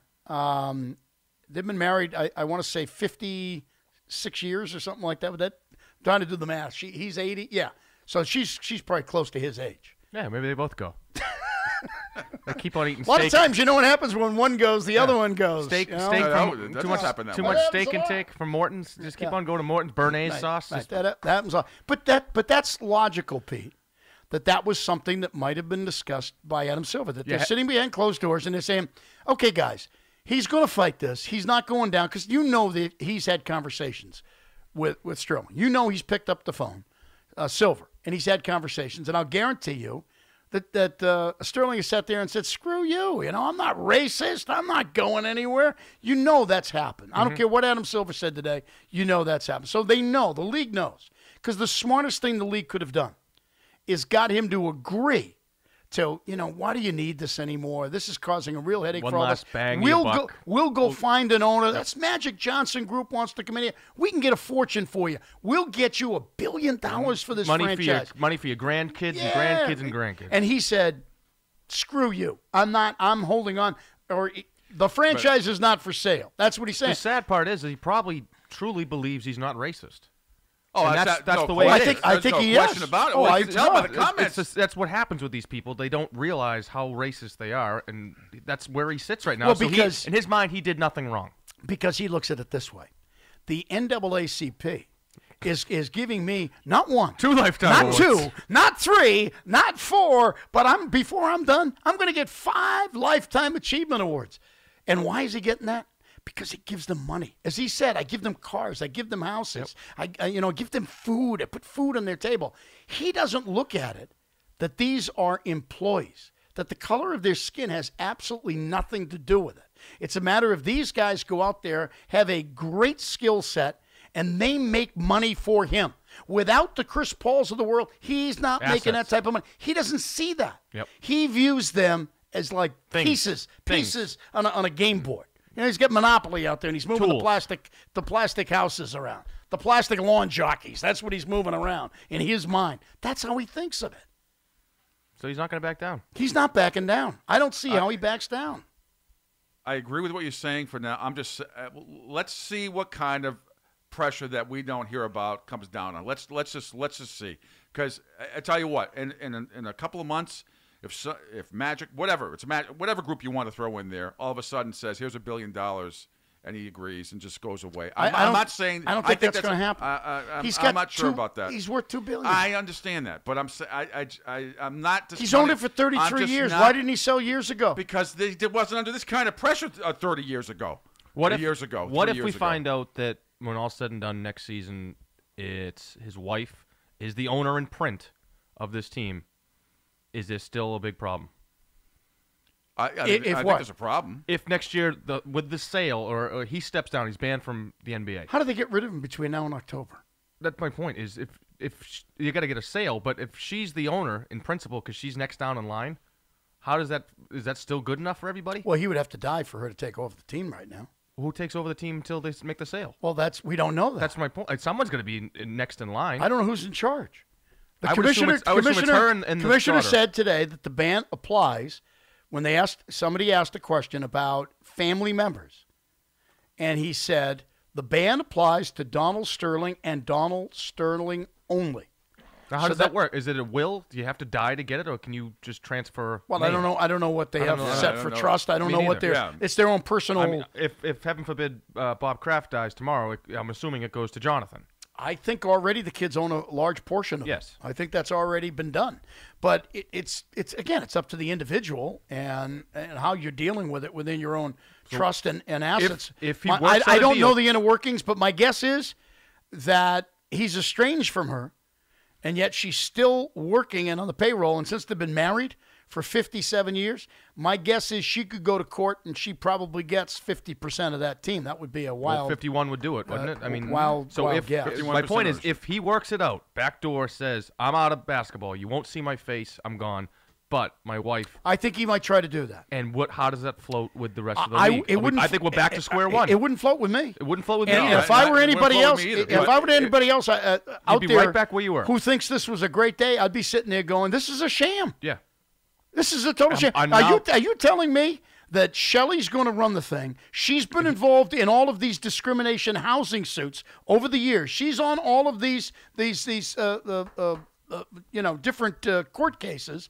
Are you telling me that he's not going to have say in the operation of that team if she's running it? Or if Paul, the son-in-law, what does the son-in-law got? He's got nothing without Donald Sterling.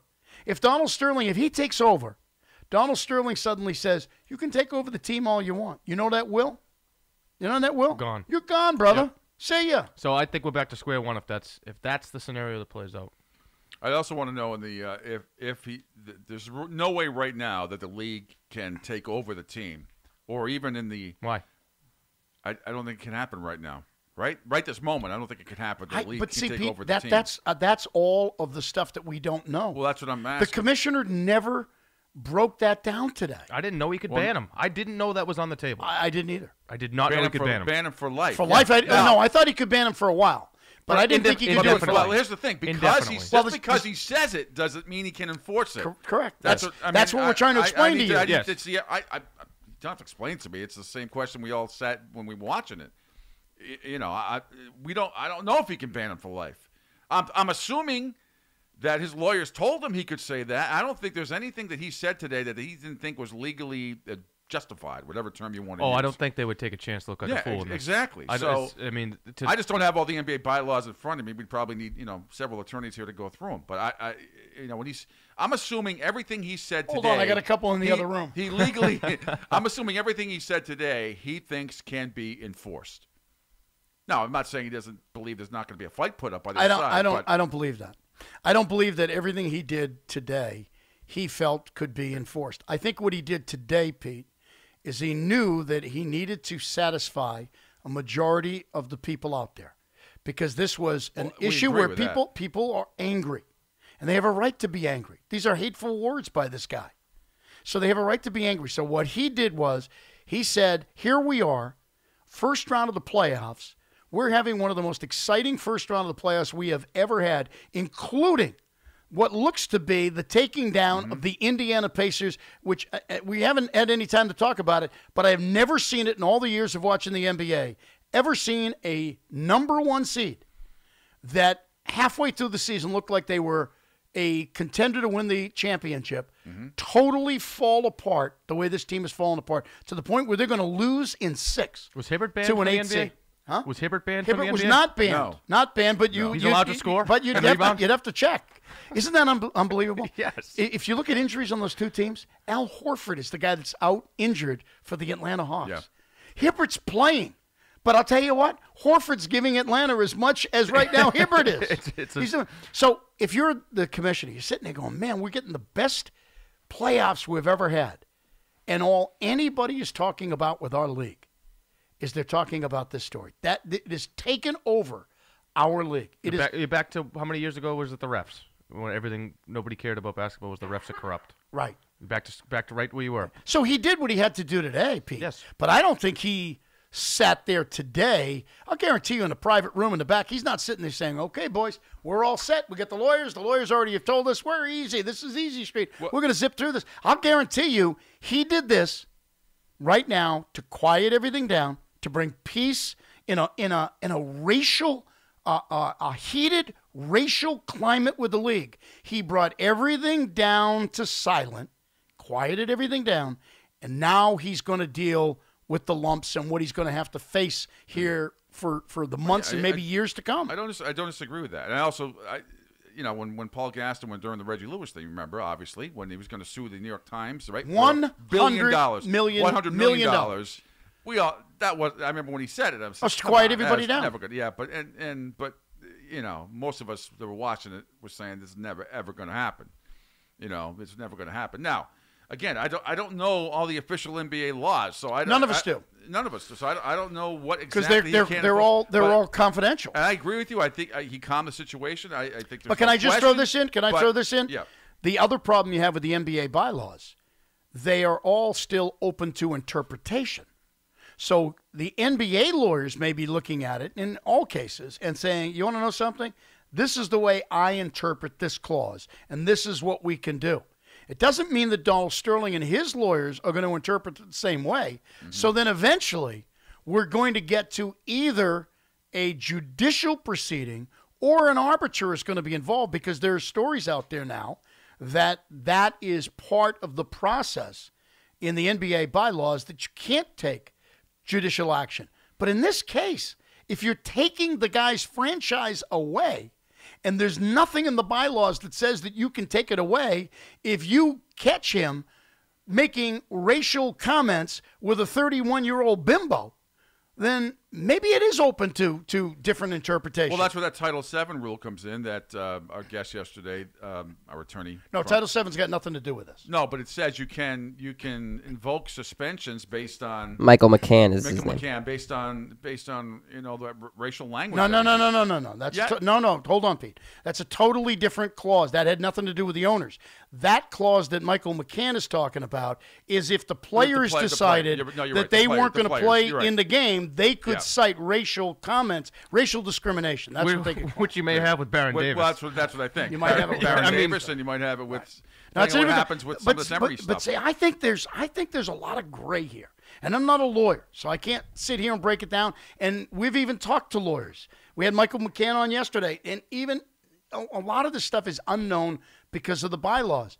But I'm not convinced that that Adam Silver feels 100% that he can go into this thing and that he's not going to have an issue. He's not going to have a problem. It strikes me as weird, too, that when somebody asked, have you talked to the owners about the vote, he said not all of them. How would you not pick up the phone and get a hold of every single person? I was shocked at that. If you didn't know for certain that you had a green light on this thing. I was shocked at that.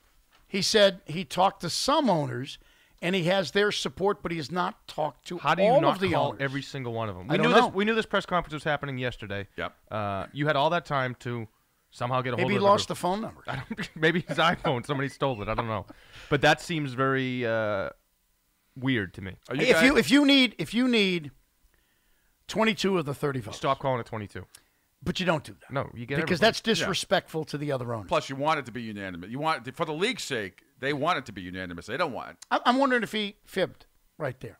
And the reason he fibbed is because he knows he doesn't have 30 owners. Because your follow-up question on that is, what did they tell you? He's gonna have to talk to them behind closed doors and say, this is what we got. And right. So maybe he talked to all of them, and he knows he has at least 22. So now the statement he made is accurate. Well, I talked to him, and they're all, because I think his line was, I have all their support. Yeah. Yes, but not all their votes. Yeah. Right, the ones he talked to.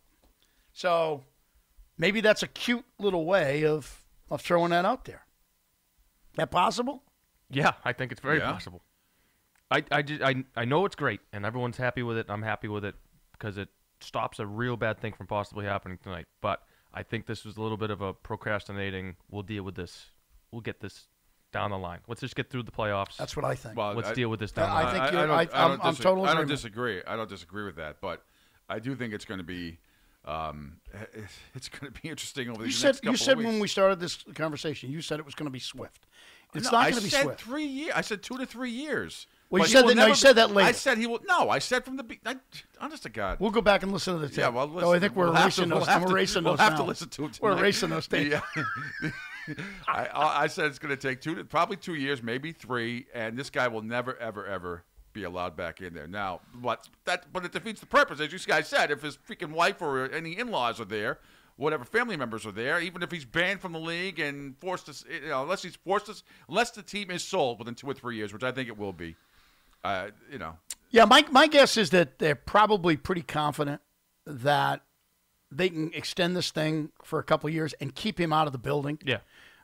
Now, who's running the team? Are his attorneys right now trying to file an injunction? You know why they are. To see if they can get, back into the ownership. You know the obvious answer of why they are pressuring him. Which is? So they can get paid. If there's a lawsuit, if there's anything to do with law, these lawyers get paid. So they're probably urging him, fight now. Well, so they can get their money. Oh no, he won't have any trouble getting them to fight for him, and he'll pay legal fees. He won't, That's my point. Is that they'll be all suing he's him. Gonna have in a the lot. end He'll have a lot of people saying, "Get on this right now and start fighting," so they can get into court quicker and get money. That's how lawyers work. I know Mita Pro doesn't think all lawyers are like that, but that's how they are. I think there's going to be a fascinating story to watch, and I think it's far from over. There's no question about it. We take a break. We'll come back. Big Show Unfiltered. And now, It's the Big Show Unfiltered. with your host, Glenn Ordway. The Big O. Today on The Big Show Unfiltered. Doc, how's that Clippers job going now? The NBA playoffs are going on, but that's not even close to being the biggest news in the world of basketball. Honey, I'm sorry. I'm sorry, too. Meanwhile, the Red Sox are still below 500, but at least one member of our show still watching. Pete, when you say you're the biggest baseball fan in the world, I'm curious, do you mean in your interest or girth? With so much going on in the world of sports today, your interest should definitely be piqued. If not, we'll have you talk to Greg Murphy. Boner pills. So get ready for some good listening, because you ain't getting any other gifts from the Big O. If I give breast implants to one bimbo, I said a president, I have to give them to all of them. It's the Big Show Unfiltered.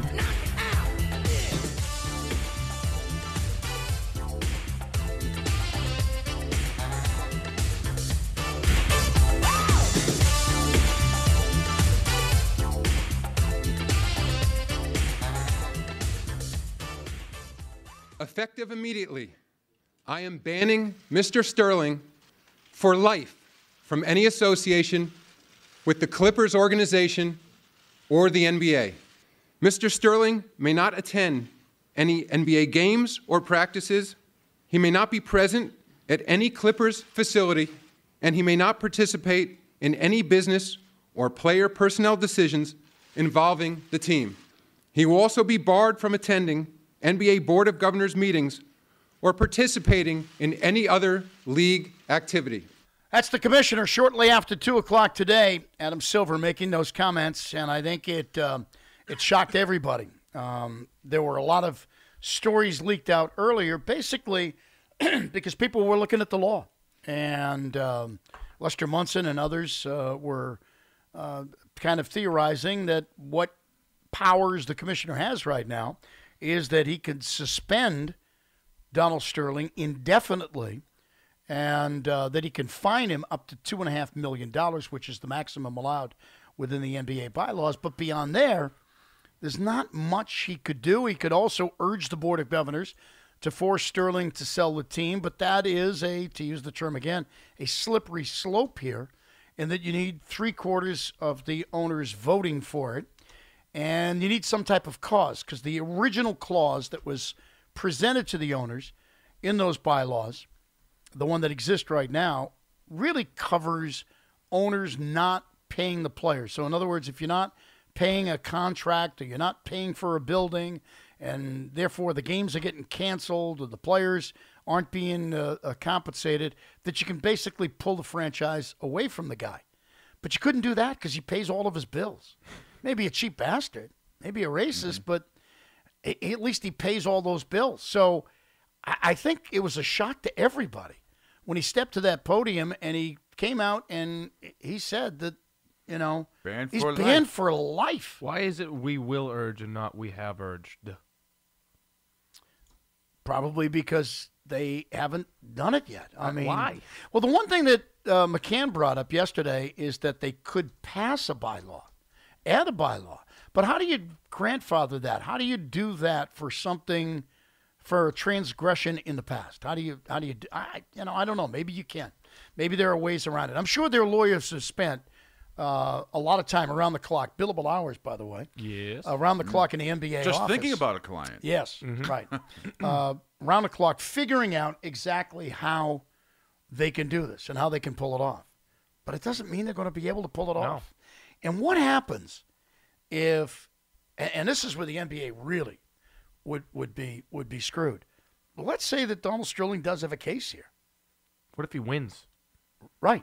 Which, by the way, there weren't a lot of people that thought that Al Davis was going to win against the NFL. Matter of fact, that was a joke, if you remember, where people said, come on, you can't sue the NFL. How are you going to win a case against the NFL? He won not once, but he...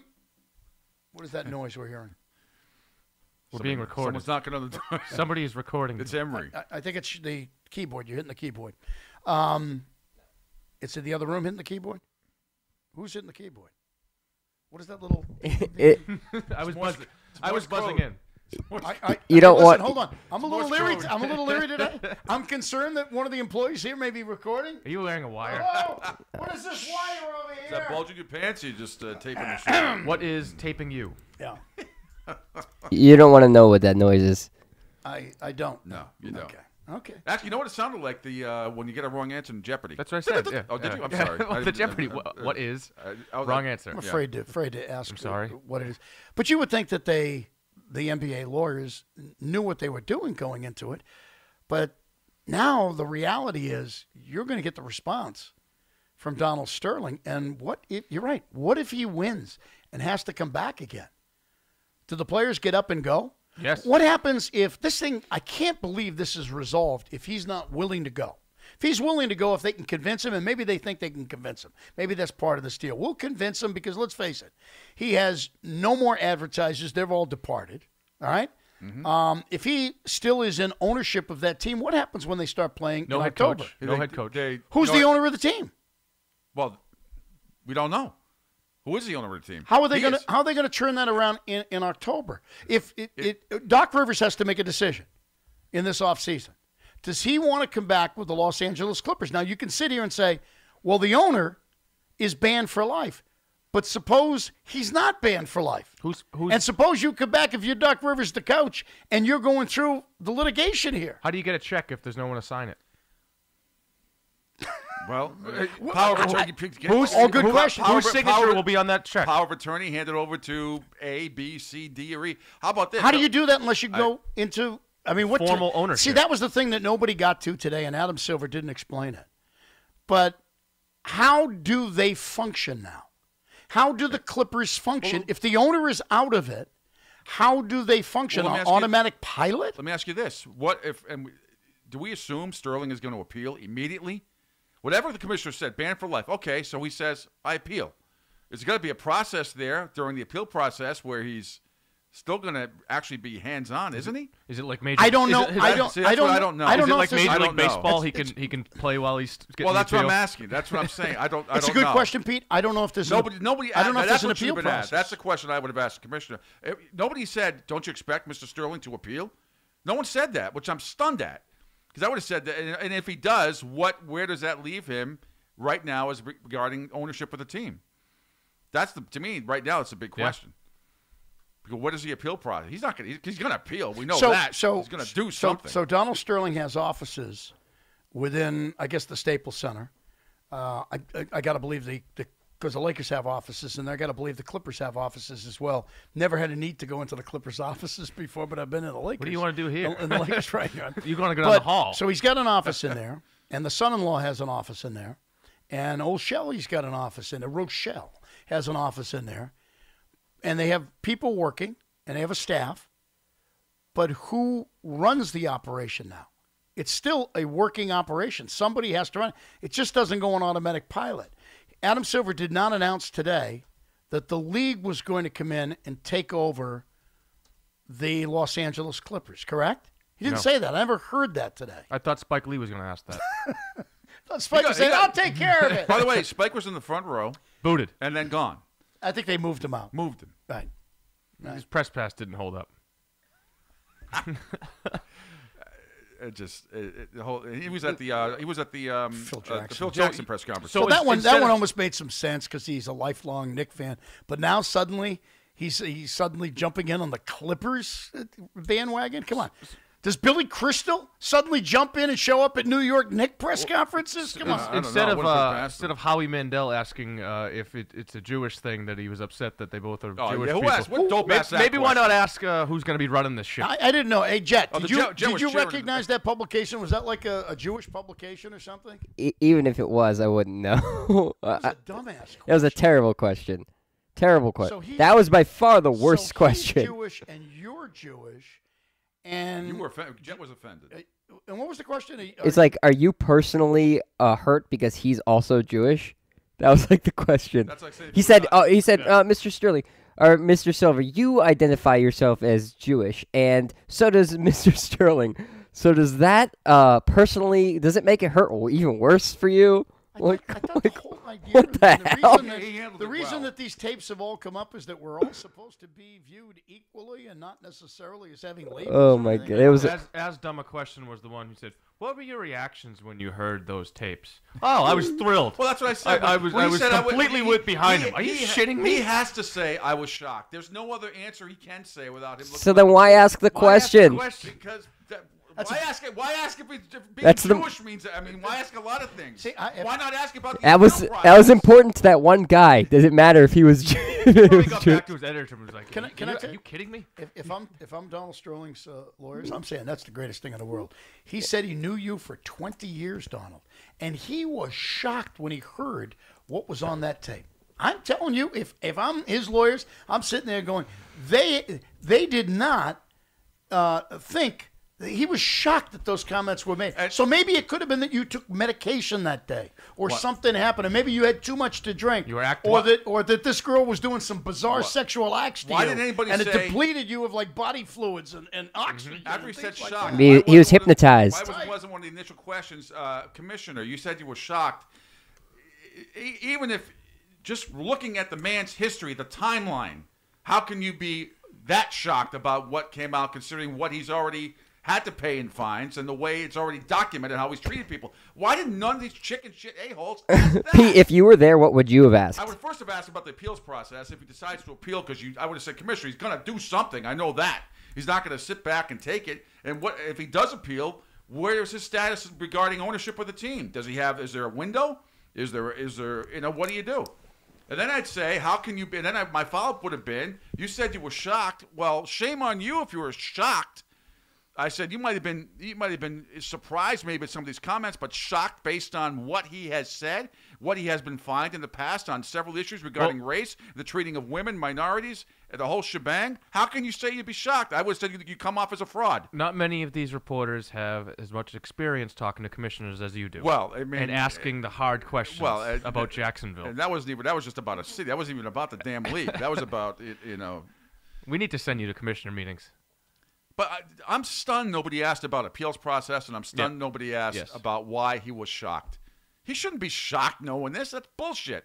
And I know he has to say that, but you got to be challenged on that. It's just a dumb question, and if especially, and he had every chance to throw David Stern under the bus. Yeah, that you knew wasn't going to happen. Yeah, why didn't anybody ask where David Stern was? Huh? I'm surprised nobody's like, if you talked to ex-commissioner Stern. His name wasn't mentioned once. No, not once. I mean, it could have even just been. That's another. That was David. I would have asked him. Have you spoken with the ex-commissioner Stern about the previous punishments or fines levied against Mr. Sterling, and did you come to any conclusions? Did he advise you in any way? Or speak to? I mean, there's a lot of stuff that could have been asked. Most of this was fluffy bullshit. It was. I'm disappointed. They caught everybody. They caught everybody. By the reporters was all fluff crap. They caught everybody off guard, obviously, with a ban for life, because I don't think people expected that. And Lisa Guerrero, to her credit, did go in there and ask that question Probably the best about question. the past stuff. I was shocked that she asked it, but I give her credit, she did. But the David Stern thing, did you have any conversations with David Stern? I would have at least asked it. That's better than some of the questions. I would have said, going over his past, how could you be shocked? I would love to have heard his answer after his past history, all documented, what he has done to women and minorities in the past, racial language then, the way he's treated people, what he's said, what he's done. How can you be shocked? How can you possibly say you're shocked? It's the only answer you can give. I know it's the only answer you can give, but I still would have challenged him on it. No word. I think it comes better if he comes out and says, I would have more respect for him if he said, you know what, it's a damn shame that this hasn't been addressed in the past. But I would be throwing Stern under the bus because it should have been addressed. He should have come out and with a kick-ass attitude like, you know what, this should have been addressed in the past. It should never have come down to this at all. And I'm going to make sure under my tenure here that it will never happen again. Well, it also throws other owners under the bus, too, because then they knew about it, too. Yeah. Well, you know what? And he works for the owners. I mean, he works for the owners. So, except in this case, when you say we all say he works for the owners. To me, it was kind of interesting that that he didn't say he talked to all of the owners. And Greg brought this up earlier. I almost get the feeling that I wouldn't say he went off on his own here, but it seems to me in which he knew this was a defining moment. He's only been in the position for a few months, since February. I think he looked at it and, again, it's a predominantly black league, and we've already heard what they have, what everybody's been saying. I think he came to the table and came to the conclusion that I really have to do something significant here. Nobody expected him to do what he did today.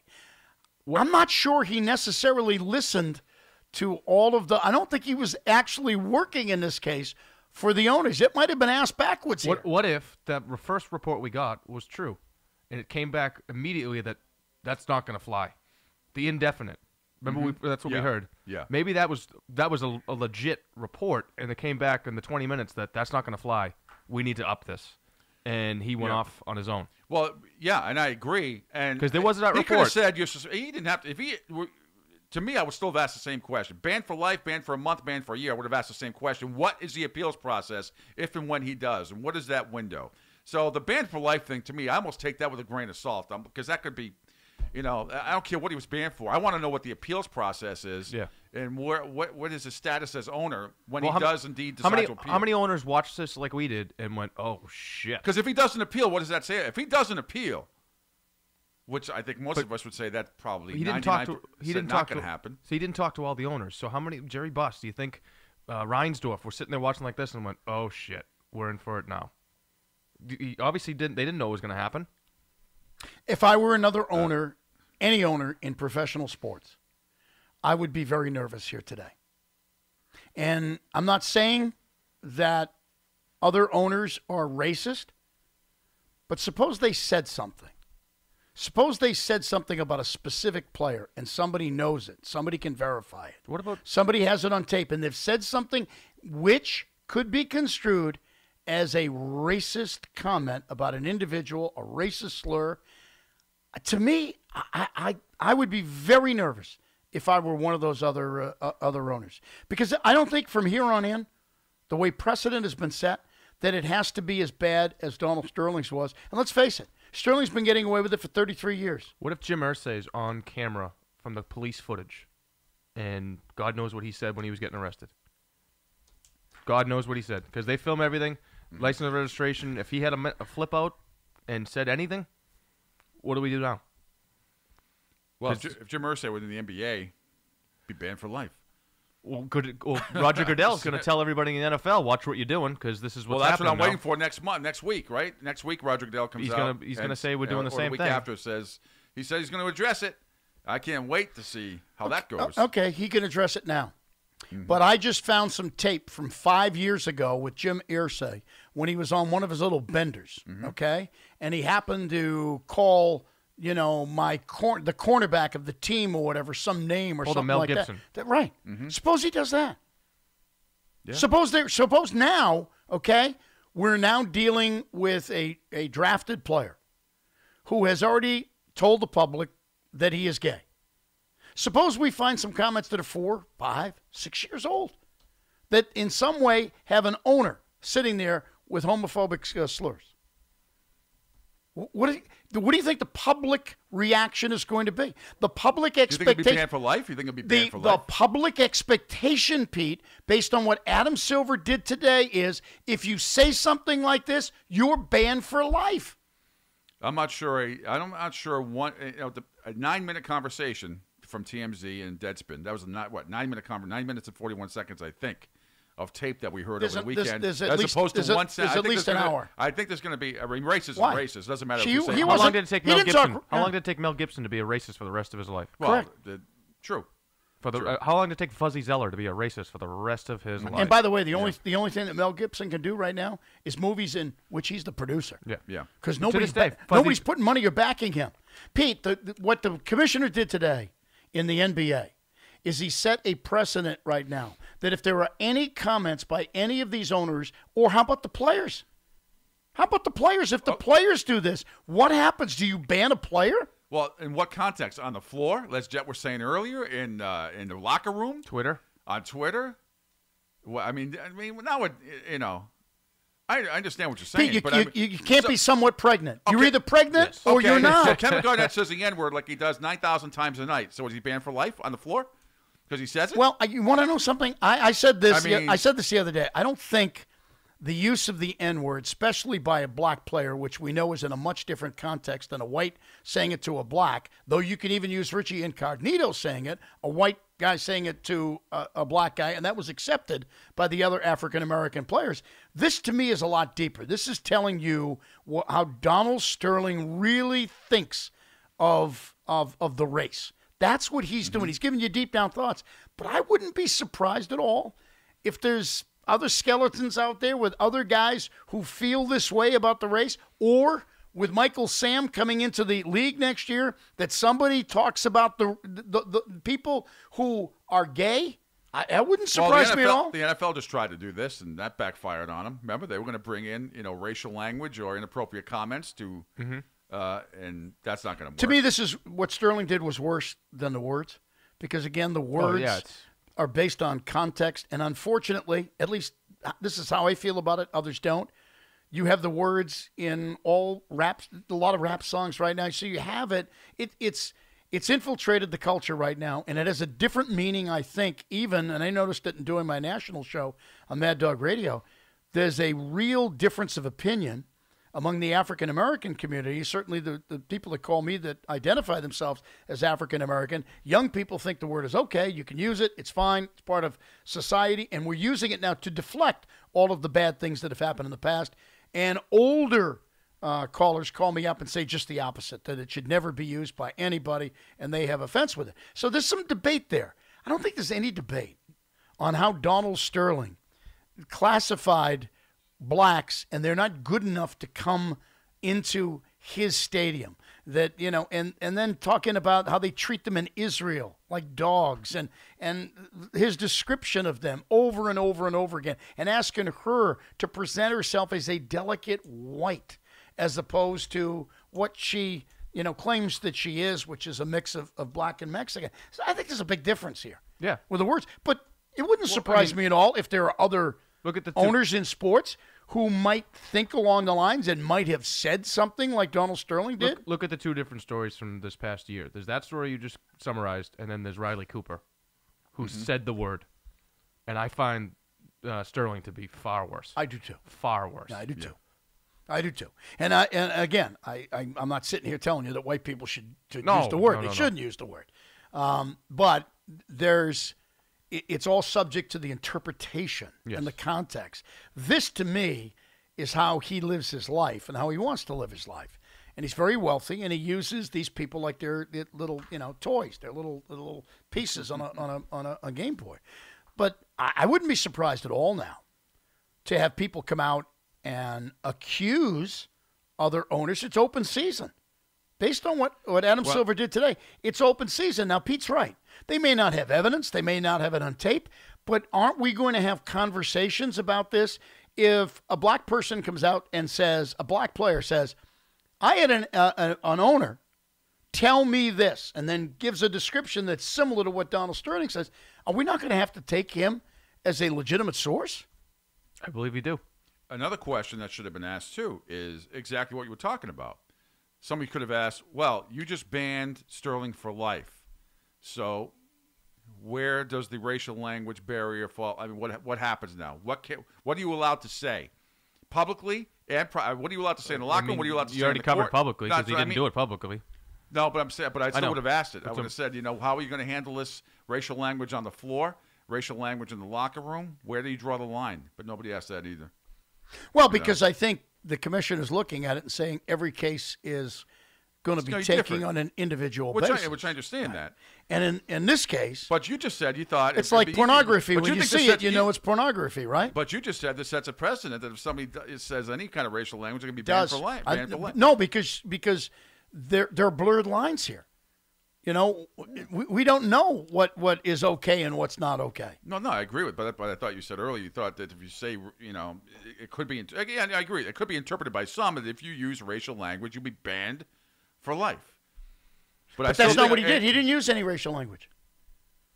Donald Sterling didn't use any racial language. He didn't use any racial hate language speak. regarding hate speak is what it's because it didn't say the N-word. Yeah, it was completely hate speak. I agree. I'm telling you, it's worse, Pete. But if you set up the standards, what are the standards?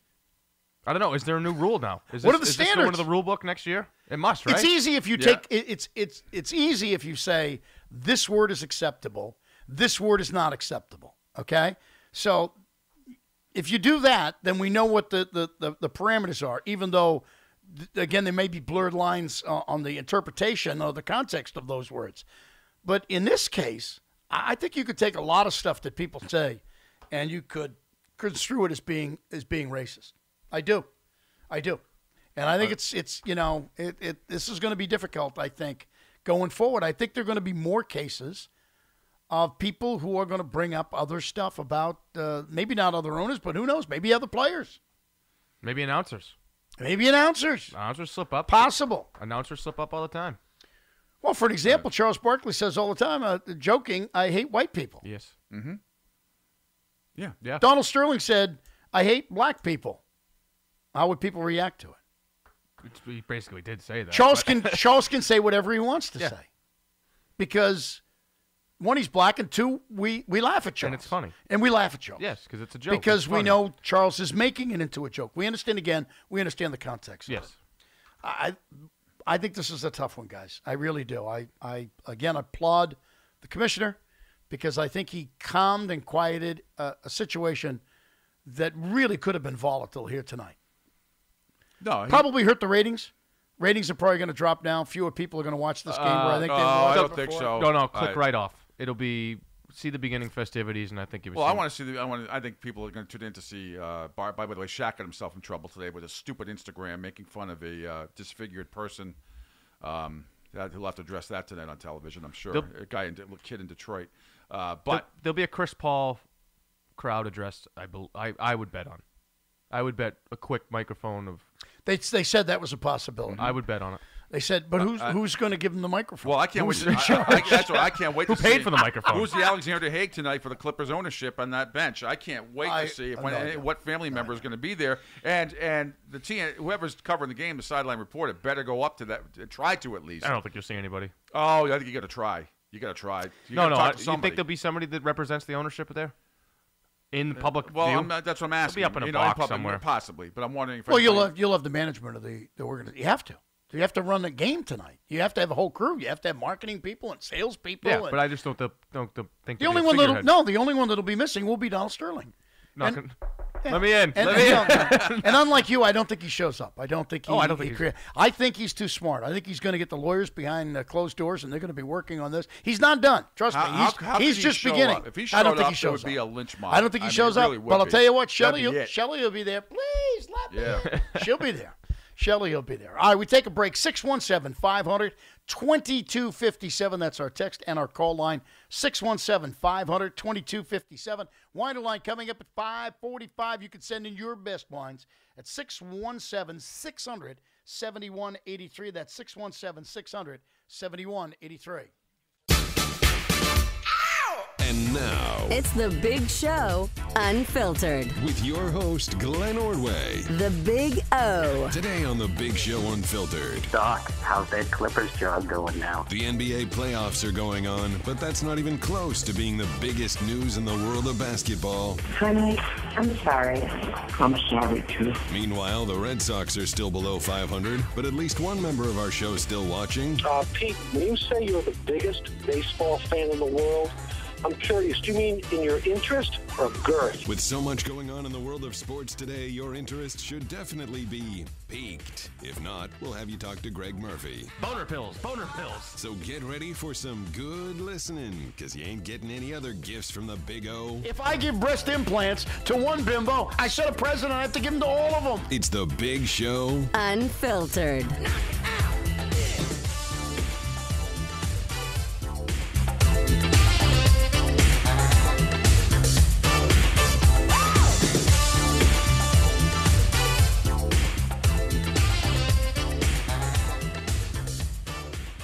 All right, back here on Big Show Unfiltered on a quite a day in all of professional sports.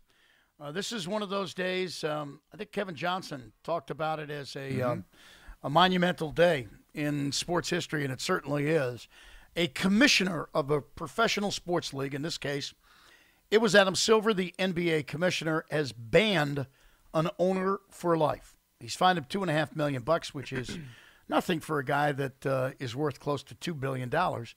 But he's basically said, you're banned for life, and we're going to take it over with the Board of Governors, and we're going to force you into a sale of your franchise. Is that with Deval Patrick, and does he meet with them? Is that the Board of Governors? It's kind of like the Board of Governors. Okay. Yeah. Each team has a governor that represents them. Yes. Slippery slope? Well, it depends on who you talk to. Some people are clearly lawyers out there are all over the internet today. Some basically saying that the commissioner does have the power to suspend an owner indefinitely, and others who are basically saying that the commissioner does not have this power because clearly the NBA bylaws are set up for extreme circumstances, which include game fixing, betting, and financial problems, that it does not address somebody who makes a comment that most people may disagree with. Now, I know that when you make a racist comment, it's more than that.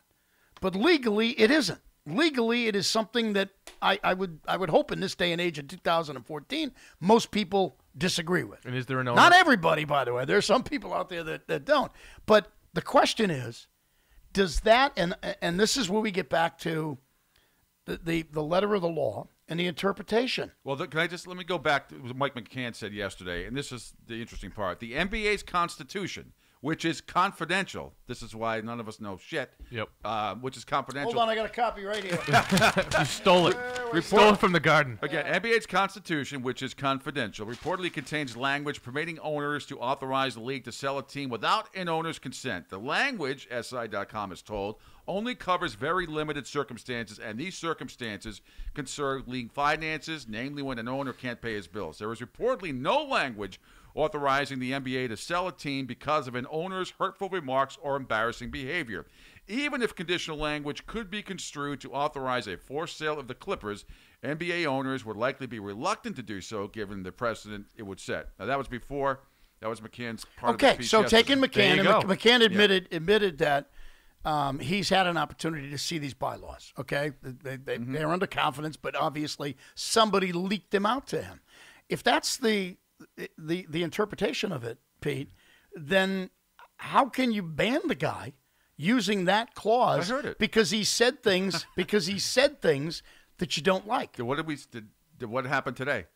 He did it today. For life. But that's why I'm wondering, how does that hold up? The more I think of it, the more I think he called an audible.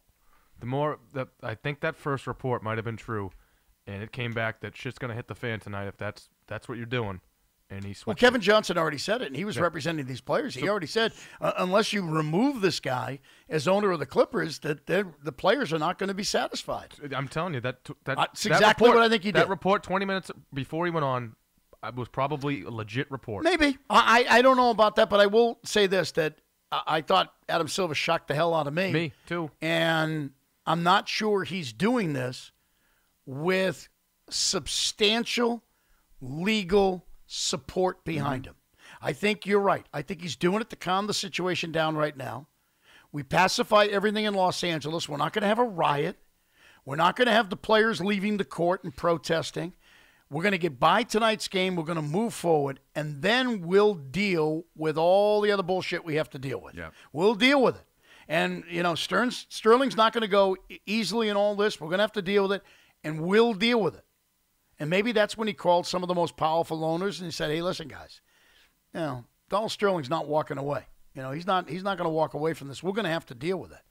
But, Pete, I think McCann's right because I'm seeing other guys, the sports law guy, Gabe Fellman, writing today, removal of Sterling as owner is limited to other more extreme circumstances, including game fixing, betting, and financial problems.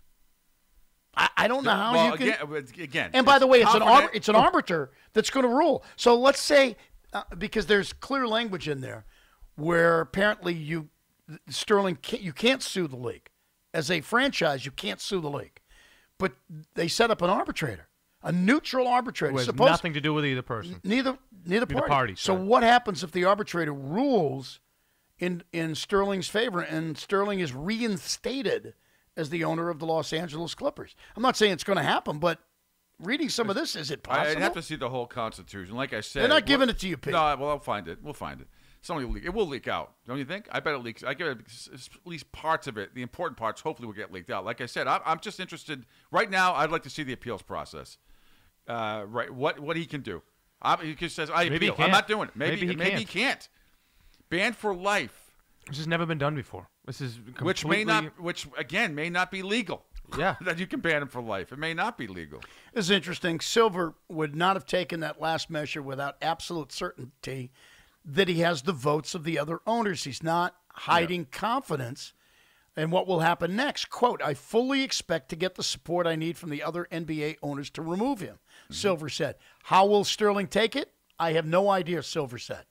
Sterling is the huge wild card here. He could go silently into the night, accepting his billions of dollars, fading from the spotlight, or he could file a lawsuit and fight Silver's punishment. Sterling, in an off-camera interview with Fox News' Jim Gray, indicated the latter is more likely. According to Gray, Sterling said the Clippers are not and would not be for sale. I don't see how this ends cleanly if Sterling pursues legal action. The NBA Constitution, as we've mentioned, is not publicly available, but we've learned a little through the published reports. How to interpret the documents remains difficult, potentially even for those with access to it. Before Silver announced his ruling, Tulane Sports Law Program Director Gabe Fellman explained the league's constitution thusly. A few basic and belated points regarding Sterling, NBA. My understanding of NBA Constitution is that the commissioner has power to suspend the owner for a definite or indefinite period and or fine up to $1 million for conduct prejudicial or detrimental to the NBA. The decision by the commissioner is final as an arbiter's award. Removal, though, of Sterling as owner is limited to other more extreme circumstances, which are state game fixing, betting, and financial problems. So if Sterling sues the NBA, the court could agree with Feldman and say that some of the penalties, the extra $1.5 million in fine, and having to sell the team exceeds Silver's bounds.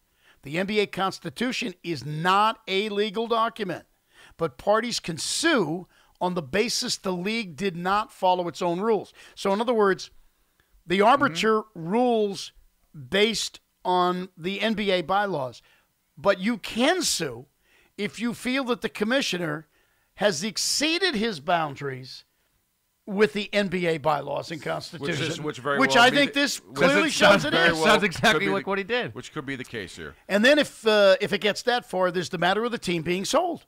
And who runs the sale if Sterling is banished? Again, it's not clear whether the NBA Constitution spells this out, but Zach Lowe of Grantland reports how the league would plan to proceed. League sources say that Silver and the league, not Sterling, would control the Clips sale process in the event that Silver gets the required 3/4 of a vote to enforce it. To force it. Sterling would obviously have complete interest in selling the team for as much money as possible. The NBA would then have a theoretical fiduciary duty to do the same. But considering Sterling would get the money, it might not be as urgent to the league as it would be to him. Once more, that could be grounds for Sterling to sue, depending on the full text of the NBA Constitution. I'm telling you guys, it's a good point. Who sells? It's his property. And if he doesn't want to sell, how can they take his property and put his property up for sale? Again, without seeing the entire Constitution, which is not, as they said, a legal document. Why isn't it public, by the way? Why are they trying to hide? Why can't we see the NBA Constitution? Because it's not meant for you to see. Why? It's meant for the owners. Why? Because it's like the club rules. Remember when you were a kid and you had a little club and you had a little club rule? You used to go up there and used to have the Playboys. Remember those splattered on the side of the walls? Exactly. And did you ever pass out those bylaws to anybody? No. They're private, secret. You know what I hate in all this is that we seem to be proving that he was wronged, and he's an asshole, and I wish he wasn't wronged. Except, though, I just wish that the one part of this that you could kick somebody out. I think the commissioner will get unanimous support from all the owners. Now, but does he have he can get unanimous support, and all this still may be illegal. It still sounds like it's illegal, and I hate the fact that it is seeming too. illegal because this guy was such an asshole about it, and I want him to lose. I think you're right, Pete. I think he gets unanimous approval because if the vote comes out at 28, then somebody's going to look at it and say, well, there's let's try to. I'm catching up here. If it's 27, 26, whatever, people are going to question why didn't and which team's owner didn't vote for it. So you can't do that. But I'll guarantee you those owners are going to be very nervous about dropping that vote down because you never know. Let's face it. Do you have skeletons in your closet? Sure do. Okay, Yeah. You do. Oh, Not Pete anymore. doesn't. Pete doesn't. Pete aired all of his. Fuck off, and I just leave.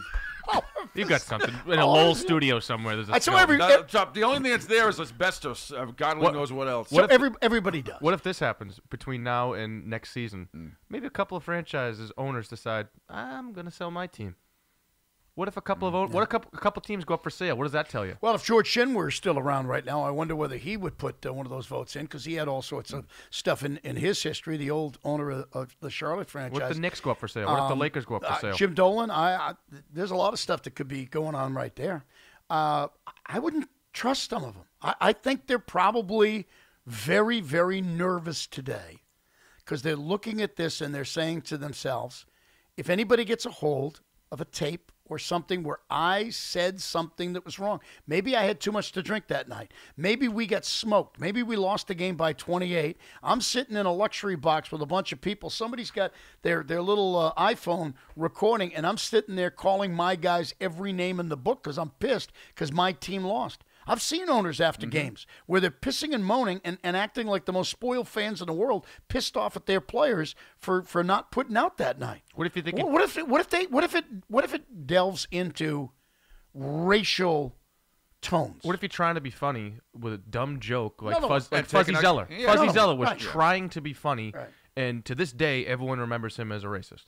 Here's what's going to happen now. I'm not saying that everybody will jump ugly on something like that, but the people who are the loudest with this, who are right now feeling that this is the precedent that's set, is that every time something like that happens, and it may not be anywhere close to reaching the limits of what Donald Sterling did, they're going to want the ban. They're going to want extreme punishment. Nobody's going to look at this lightly. And then what if... But now, how are they going to handle this if it's an African-American type of racial language? Now what do you do? Explain what do you mean? Well, what if somebody uses derogatory, say the N-word towards another African-American? Well, we've already said that. That's allowed. That's allowed. That's a different standard. We know that. It's allowed and now. we also know it's allowed now. Maybe it won't be. We also know that apparently it was allowed within the locker room of the Miami Dolphins. Even though Richie Incognito basically got banned from there, the African-American players were supportive of Richie Incognito using the N-word because they said he was using it under different contexts and that he had license to use it because they gave him license to use it. That's talk about slippery slope. Well, but Murph's right. You could take a joke or something somebody says. Take it a context or but some people don't think Fuzzy Zeller was joking. Others do. Sometimes it sounded like a joke, but it was intended to be a joke. It was intended to be a joke. But that's where I think the commissioner screwed up in this Donald Sterling case. In that he was asked a question specifically whether you took into consideration all of the different things that Donald Sterling had said and done over the 33 years, and his answer was no. They're only using this tape. To me, that was a huge mistake. I agree totally. Because Donald Sterling has a history. But nobody called him on it, Glenn. Nobody went up. None of those reporters. Guerrero did. She did, but there should have been more of a follow-up during that line of questioning. No, they all wanted to ask about personal feelings. Because, again, everything is about once you set the bar and set the precedent, then from that point on, everybody is going to play off of that base that you've established. In this case, if you had cited, well, Donald Sterling had been getting away with a lot of stuff over the years. We had done investigations. And by the way, new sheriffs in town. He did go into detail about some of it, including the fact that the case with Elgin Baylor had been altered. The racial end of it had been taken out, and that suit never happened, and there was another suit that was settled. But he said that had nothing to do with his decision to ban the guy from the game. So what you're doing is you're taking a 10-minute tape with the bimbo, and that's saying everything. I guarantee you there are going to be other people you're going to record in the future or going to have recordings of that are going to have stuff that could be close to similar to that. Now you don't need the history. If he had brought up the history with Donald Sterling, 33 years, major problems with the franchise. The franchise has been I was going to say black mark, probably not a good term to use. It just a disaster of a franchise for all these years. He had constant indiscretions over the years, situations that we all took into consideration in deciding today to ban him from life. Then you couldn't take the next time an owner says something that could be viewed as being racist, or a player says something that could be viewed as racist, and nobody brings up the fact that it's time to ban this player or this owner for life, because the Sterling penalty was based on 33 years of incompetency and hatred and bigotry and whatever. Exactly, all of that stuff. Yet he's shocked. Yet the commissioner's shocked. Well, that's what he said. That's what he said because he had to say it. So he had to say it. In one respect, he handled what he had to do to get by today. I think he did a good job. What would you have said if you were a commissioner, Big O, and you knew what you knew about Donald Sterling, and you got up on that microphone today? What would you have said? Would you have said you were shocked, or would you have said, no. You know what? No. Because if he doesn't say he's shocked, then he throws Stern and the other owners under the bus. And then what happened? Do you suck it up and say, you know what, I'm going to stand up for what I believe in and do the right thing here, or knowing full well there's going to be serious repercussions? Yeah, he's already facing that, I think. Well, or do you just do what he says and just do the politically correct thing, saying he's shocked? But Pete, those are the two things that I cited that jump out at me. Is that one, he didn't cite all of Donald Sterling's track record in 33 years as being part of the reason Wouldn't you have done that he banned him for life. You have to. Yeah, but he didn't. You have to. But it only helps your case. Right. But it only helps your case for banning Why him. didn't he? Because it throws Stern under the bus. If you're he said he was basing it entirely on this tape. It is so easy to find other tapes of other owners, other players, other coaches who are going to make mistakes. And you're right, it could be just a joke. It could be that people don't, understand what it is. And the other one that I thought it shocked me, I've known him for 20 years. Yeah. And when I heard the voice, I did recognize the voice, but I was shocked at the words that I heard. Yeah. Shocked at what I heard. He has to. If he doesn't say that, then he's indicting Stern and the rest of the owners. He has to say that. I think it was a huge mistake that they did not cite. I must tell you, I couldn't believe the hatred that I heard, but we have heard some of this in the past, or we have heard allegations. Allegations. That's how I thought. Allegations is the perfect That's how word. I would have handled it. But allegations. Instead, he comes off fraudulent to me in that regard about saying he's shocked because he's full of it. And I'm just stunned that nobody called, at least not publicly yet. There'll probably be columns about it tomorrow. That's a fraudulent statement to say he's shocked about what happened. Shocked. That's insane. Bad reporters not being there to spank the microphone. I did. Spank the microphone. I can't believe nobody asked about it or nobody went into that line of questioning. The appeal process, there's so much to ask. So they Pete, blew it. The media blew it today. So, Pete, what he's basically telling us here is that everything was about a 10-minute tape that the bimbo was able to sit there and kill him with. And by the way, the more you listen to that, the more you say to yourself, when you look at the history of her, by the way, she uses 6 aliases. Now, I'm not trying to bail him out of anything, please. What's your best alias? I could give you what they are. But I'm not trying to bail him out. Shame on Donald Sterling for saying what he said, and I think we truly found out what he truly believes and what's in his heart by the responses he gave to this bimbo. But I will say this. She might have set him up like a mother. She might have, because it almost sounds, and you said this, Greg, it sounds like she's reading off of cards. Sounds like she's talking to a toddler. It's almost like she's setting. Who do you want me to bring then? She's setting him up. That's what she's doing. But knowing that we believe there's a possibility he knew all these conversations were being recorded, so how's he being set up?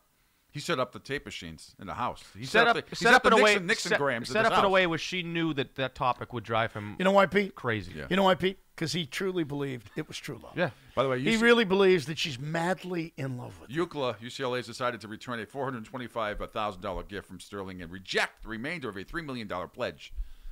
UCLA. So he's getting more money back. Getting more money back. Just keep giving the guy money back. That's his law fees right there. Keep the money. You know, the other thing I found out, there's a great story about it, that he gives all of this money away. So he's this great humanitarian. But when he does it, he takes out ads in the L.A. Times, like half-page ads. That says he did it? That says he did it. And he has his picture on there. What the great humanitarian. He does. He takes out the ads. And the deal with the NAACP was that he was actually bringing money to the table. So he was bringing all of his buddies that were going to drop big, huge checks that night onto this event on May 15th. Patting him on his back. That was part of the deal. Patting him on the back. As the great humanitarian. The great humanitarian. Maybe Ernie Johnson will get into some of these possible legal issues tonight on TNT. I don't think that show's going to get into a lot of the legal issues. There'll be, all four will go through and say what a great job. See, they're so boring if they do that. They're going to do that. Yeah. They're going to look at it from the players are satisfied. We're going to get a good game now. We're going to get a competitive game. The Clippers are going to have something to play for right now. Their fans are going to be able to walk into the arena with their heads held up high. All that stuff's going to happen tonight, Pete. You're not going to get any of the lawyer stuff. The stuff that we're talking about is not going to be talked about in the game tonight. I think after the fact, they want to keep it positive. They want to keep it that this is the best. The only reason why I have to stay up to 1 o'clock in the morning and watch this game, I think something's possible. You're not going to get any of that, I don't think, tonight. So you're going to have to wait for that. I think that will come out in time. But you brought up the real dilemma here, is what is in that NBA Constitution, and that's what people are fighting to find right now. What's the language, and how is the league going to approach this? And what is Donald Sterling? What is his reaction going to be? And I would think within the next 24 or 48 hours, you're going to get reaction. Maybe not from Donald Sterling, but you're going to get reaction from his camp, from his battery of lawyers that are going to say something. Well, do you think his attorneys are telling Sterling don't say anything right now? Probably. You got to figure that's a gag. I mean, just giving him a gag. He's not. Don't say boo. Pete, he is an attorney. Pete, I know what he's saying. Pete, can I tell you? He's never been one. Over the years, I can tell you from somebody who has approached him to do pregame interviews when we went out there and Celtics played the Clippers. He is not one that gets in front of that microphone an awful lot. That's not what he does. Apparently, he does all of his taping at home. Well, but I'm wondering if he releases a statement through his attorneys. He will. And that's something's going to happen. His attorney will read it in front of a bunch of microphones. And my guess is he is not going to say, it was a wonderful speech by our new commissioner, this young Jewish man, Adam Silver. I don't think he's going to say that. I don't think he's going to say that he agrees with it. I think he's basically going to say what he told Jim Gray, that his franchise is not up for sale. Yeah. But that was before the commissioner's ruling. I don't think that changes after the commissioner's ruling. I think you're right, but he may have more to say through his attorneys. He might. All right, quick break. We're right back at you.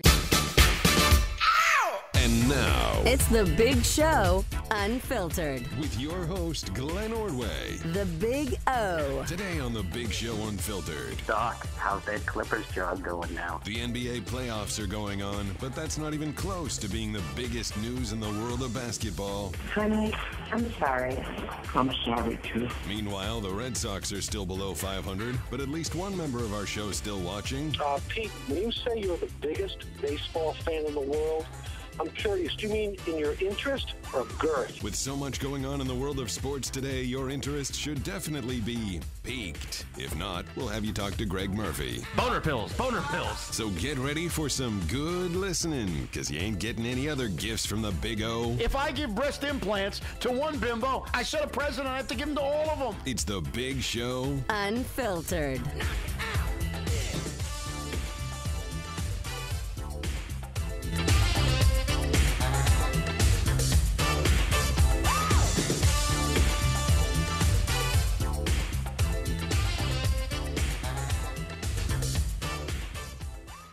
As for Mr. Sterling's ownership interest in the Clippers, I will urge the Board of Governors to exercise its authority to force a sale of the team, and will do everything in my power to ensure that that happens.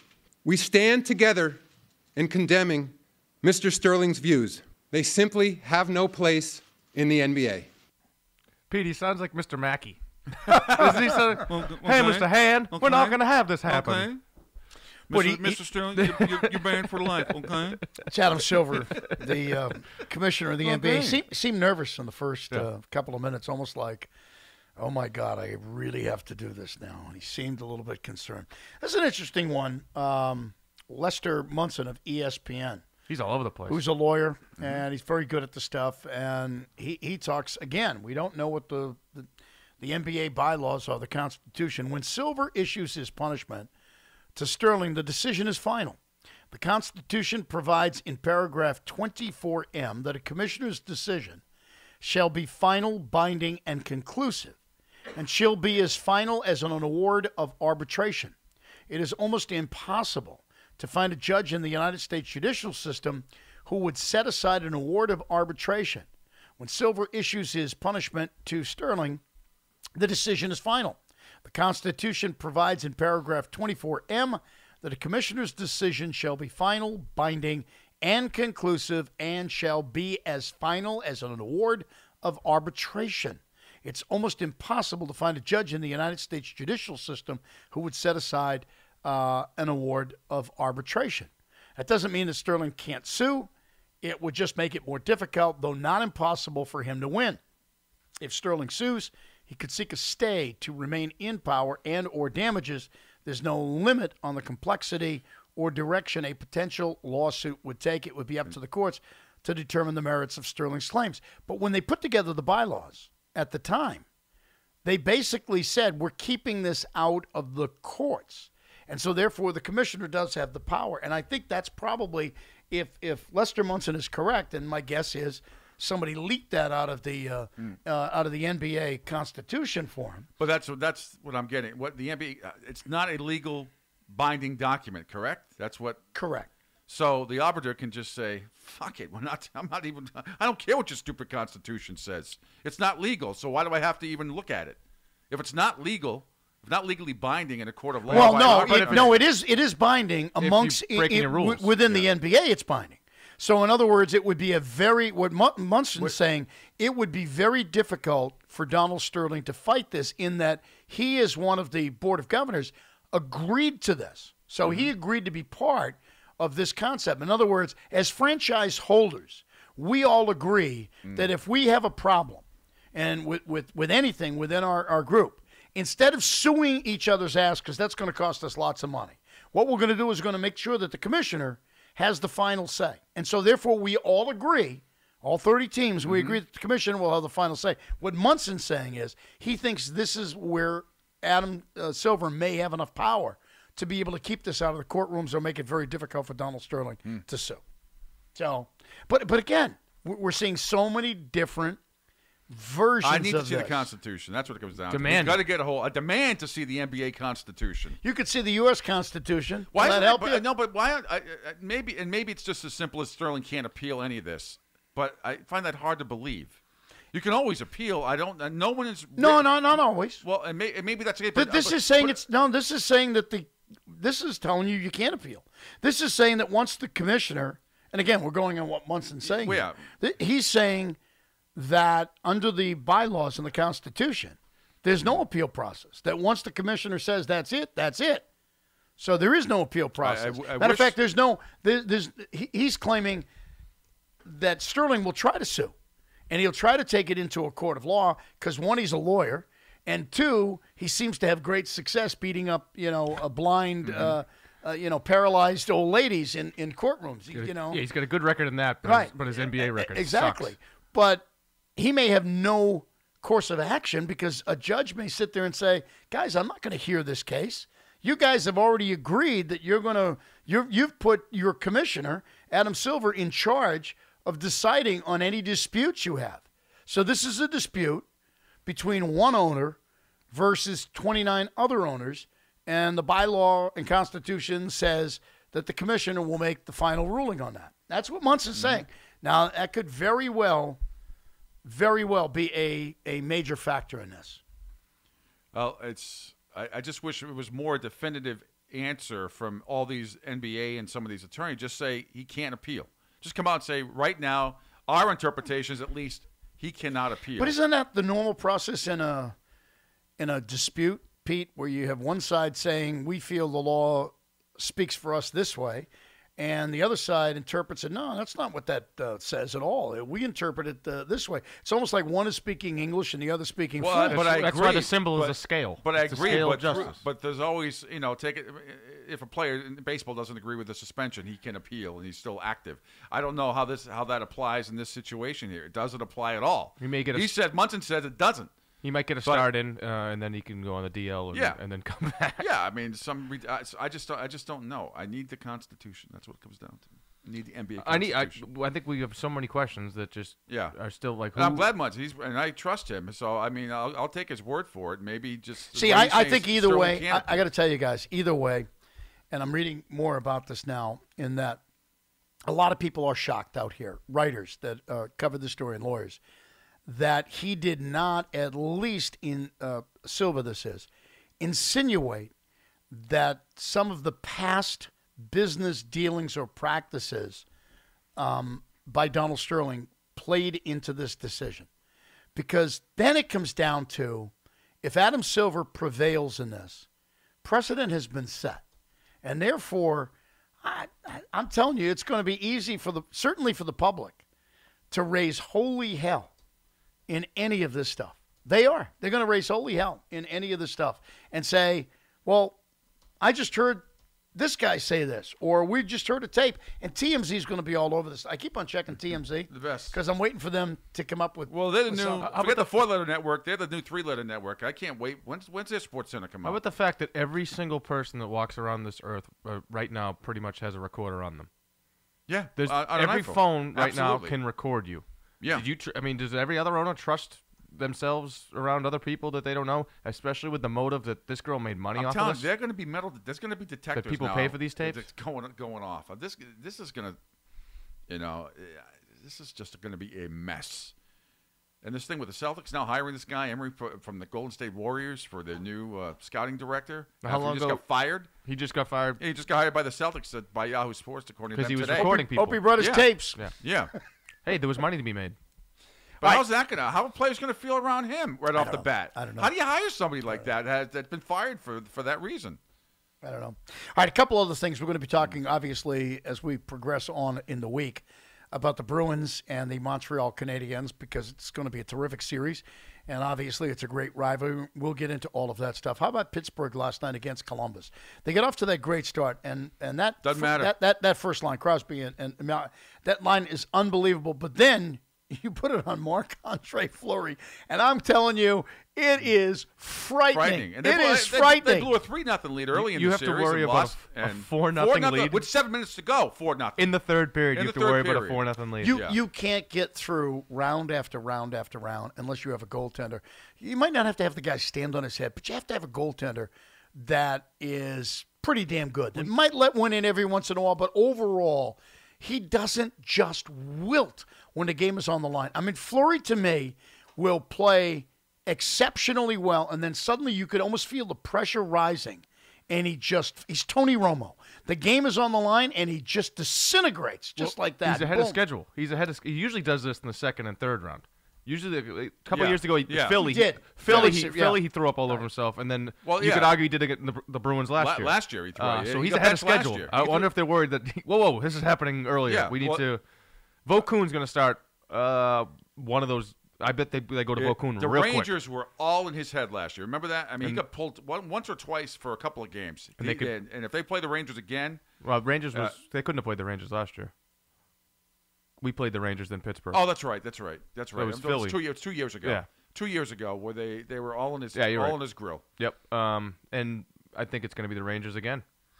All right, and then Pete brought this up yesterday. He said, "I'm just worried about the L.A. Kings because they're doing it again." I said, we went up 3-0. I pick San Jose every year, and every year they pork me. Yeah. You know, I wouldn't mind seeing Colorado jump out of here because that kid McKinnon is very scary. Oh yeah, exactly. Yeah. But I just hate to see Matt Cook get another series involved, but get to play another series. But I think Pete's right. I think the Kings take it tonight. Yep, I do. I think they take it tonight. Which I did have, but I gave up on them. Now I'm back with them. Yeah. Is it tonight? Are they playing tonight? Tomorrow. Tomorrow night. Yeah, they're playing New York, Philly tonight. Yeah, they're playing tomorrow night in San Jose. And regarding the Bruins, we're hearing two sets of story. It could be Friday, Sunday. It could be Saturday, Tuesday, depending on the Northeastern.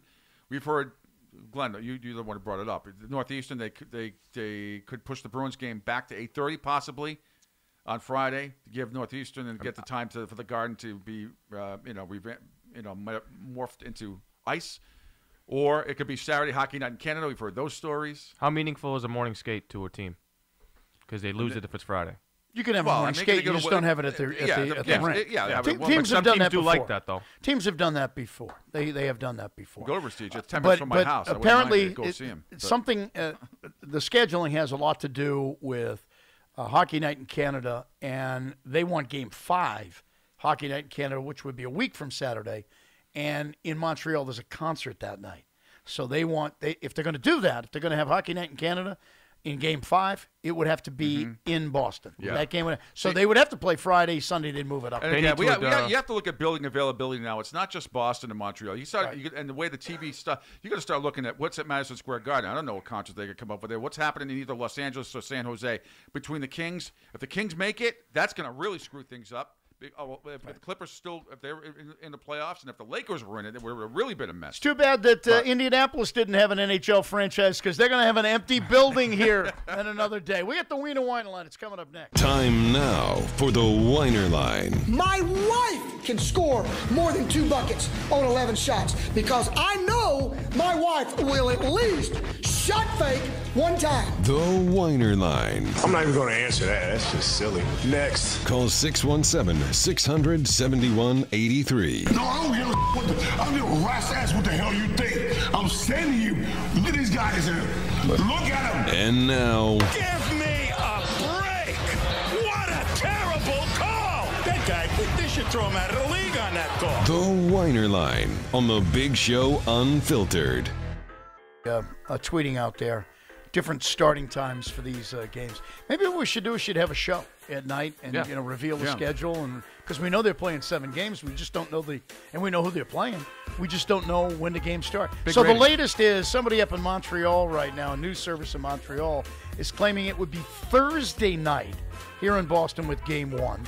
Have the graduation on Friday night so the Northeastern kids wouldn't be inconvenient. And then Saturday afternoon, they worked hard for 4 years. They deserve it. Saturday afternoon. 5 years. Excuse me. 5. Well, if you would go in the co-op. True. I think you can still go 4 now, can't you? I don't know. Some kids go 5. Some kids go 5, and they're supposed to be 4.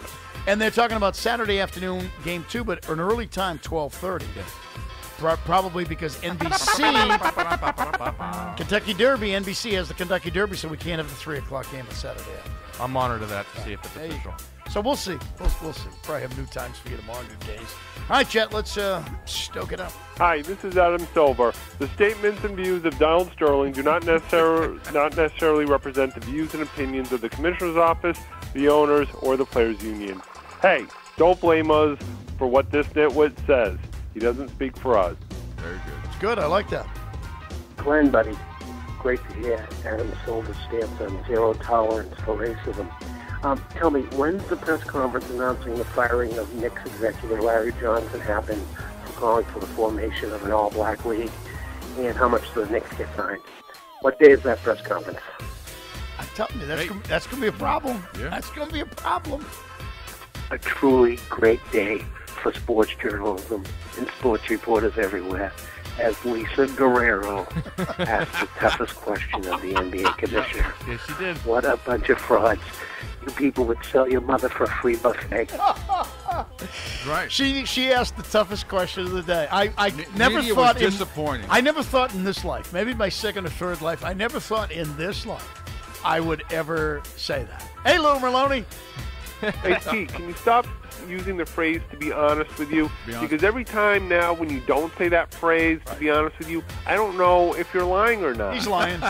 He's lying. If he doesn't use that phrase, he's lying. Trust me, those are the only times he is telling the honest truth. With you. I like saying to be honest with you. Hello, hello, Mr. Big O? Yes. This is Whitebeard here. Hey, Whitebeard. I was just wondering if you're going to the Clippers game tonight. Hello?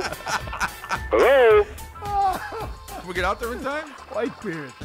Hey, did you notice John Lester backtracking after the Red Sox scored one run for him Sunday? At first he says, well, I can't go out there and hit. Then he paused for a second, says, yeah, and if I did, I'm pretty sure the results would be even worse. Oh, I know those guys are busting their butts for me. I mean, obviously he's frustrated, but he realized his teammates would be pissed if he didn't back up and take that back. Okay. All right.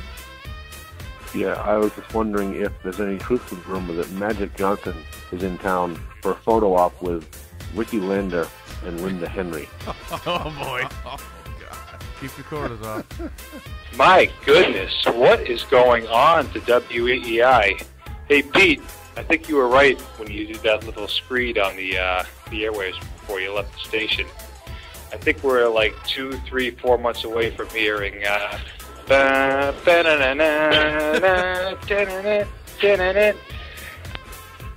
sound good on FM.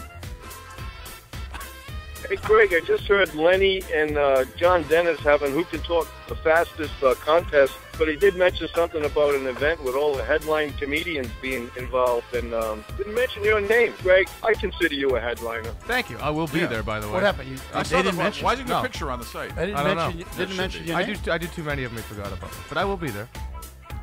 And that guy who replaced Gustin, Pete Gustin on WEEI doing the voiceovers, can you pick a bigger douche? What are those people at WEEI doing?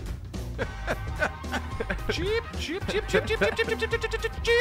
Not responsible for what happens at WEEI between the hours of 6 a.m. and... They lost another guy, Mike Riley, now I heard on Mike Sports Hub. Is really? He? Oh, yeah. Good for Mike. Oh, you went over there? Good for him. Good for Mike. Hello, Big Show Unfiltered. Hello, anybody there? This is Adam West. Out with my little buddy, Brad Marchand, who's a little down in the dumps and needs a little support. Taking him out for lunch. So hold on a second. What's up? Hold on. Yes, would you make that a Happy Meal, please, with fries and a Sprite? Thank you. Getting back to Brad, he's doing better. A shout out to my namesake Adam Kaufman from Boston.com.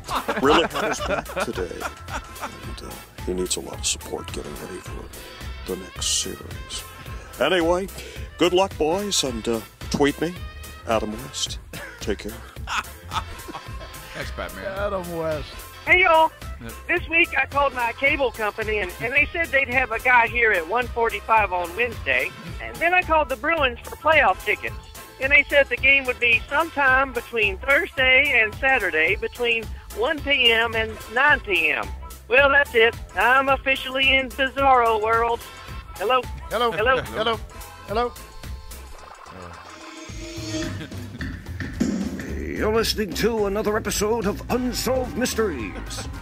Who is Donald Sterling?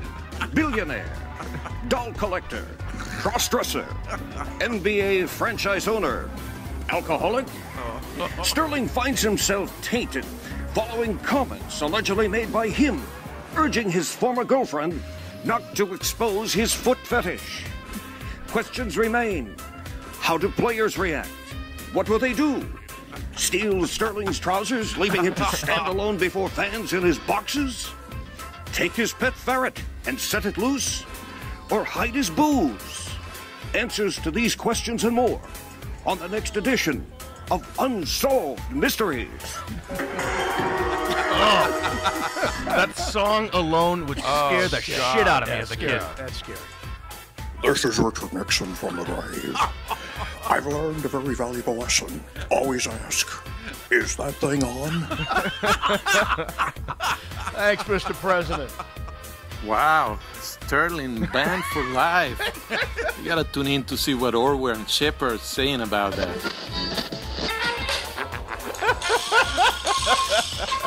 What the fuck? Oh, God damn it, do they have to play that annoying music every time the signal goes down? Oh man, I'm gonna have to listen to the Sports Hawk. What could be worse than that? Hey, listeners in Boston and New England, it's me, your favorite radio host, Mike Salk. I'm back covering for the Big O while his signal is down. So let's talk sports. We have a lot of catching up to do.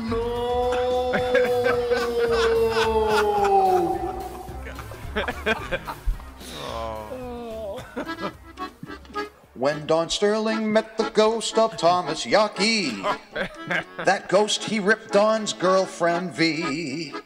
He said, shit, screw you, that I figured, cause she is one half colored person. Now you're on TMC. Now Don Sterling said, well, Mr. Yockey, they're giving me the 3rd degree. I sit here with my limp dick. Wish I had a Jedi mind trick to get this angry mob off of me, Lord, Lord. This angry mob off of me. Good stuff, buddy, accordion man. Always good stuff. Well, we've seen this situation many times before, where a player gets traded away, or a player goes and he's not when he traded, but when he signs with another team. People, fans in that city, because they love the laundry, get all pissed off. So Jimmy Fallon did a great experiment last night in New York. Robinson Cano, back in New York, he plays the game with him. They set up a cardboard cutout of Robinson Cano. The fans are told you can sit there and scream all you want at Robinson Cano, and then Robinson Cano comes from behind the cardboard box. Listen to the change in attitude of the fans when they finally have to confront the real Robinson Cano. Tomorrow night, Robinson Cano, the former New York Yankee all-star second baseman, returns to Yankee Stadium for the first time since he left for a 10-year, $240 million contract with the Seattle Mariners. Now, obviously, Cano's going to hear a fair share of boos when he steps up to the plate tomorrow, and, well, that could be jarring for any player. So that's why, to get him used to it, we sent Robinson Cano out to the streets of New York to get booed by actual Yankee fans. But here's the catch. The fans thought they were just booing a cardboard cutout of Robinson Cano.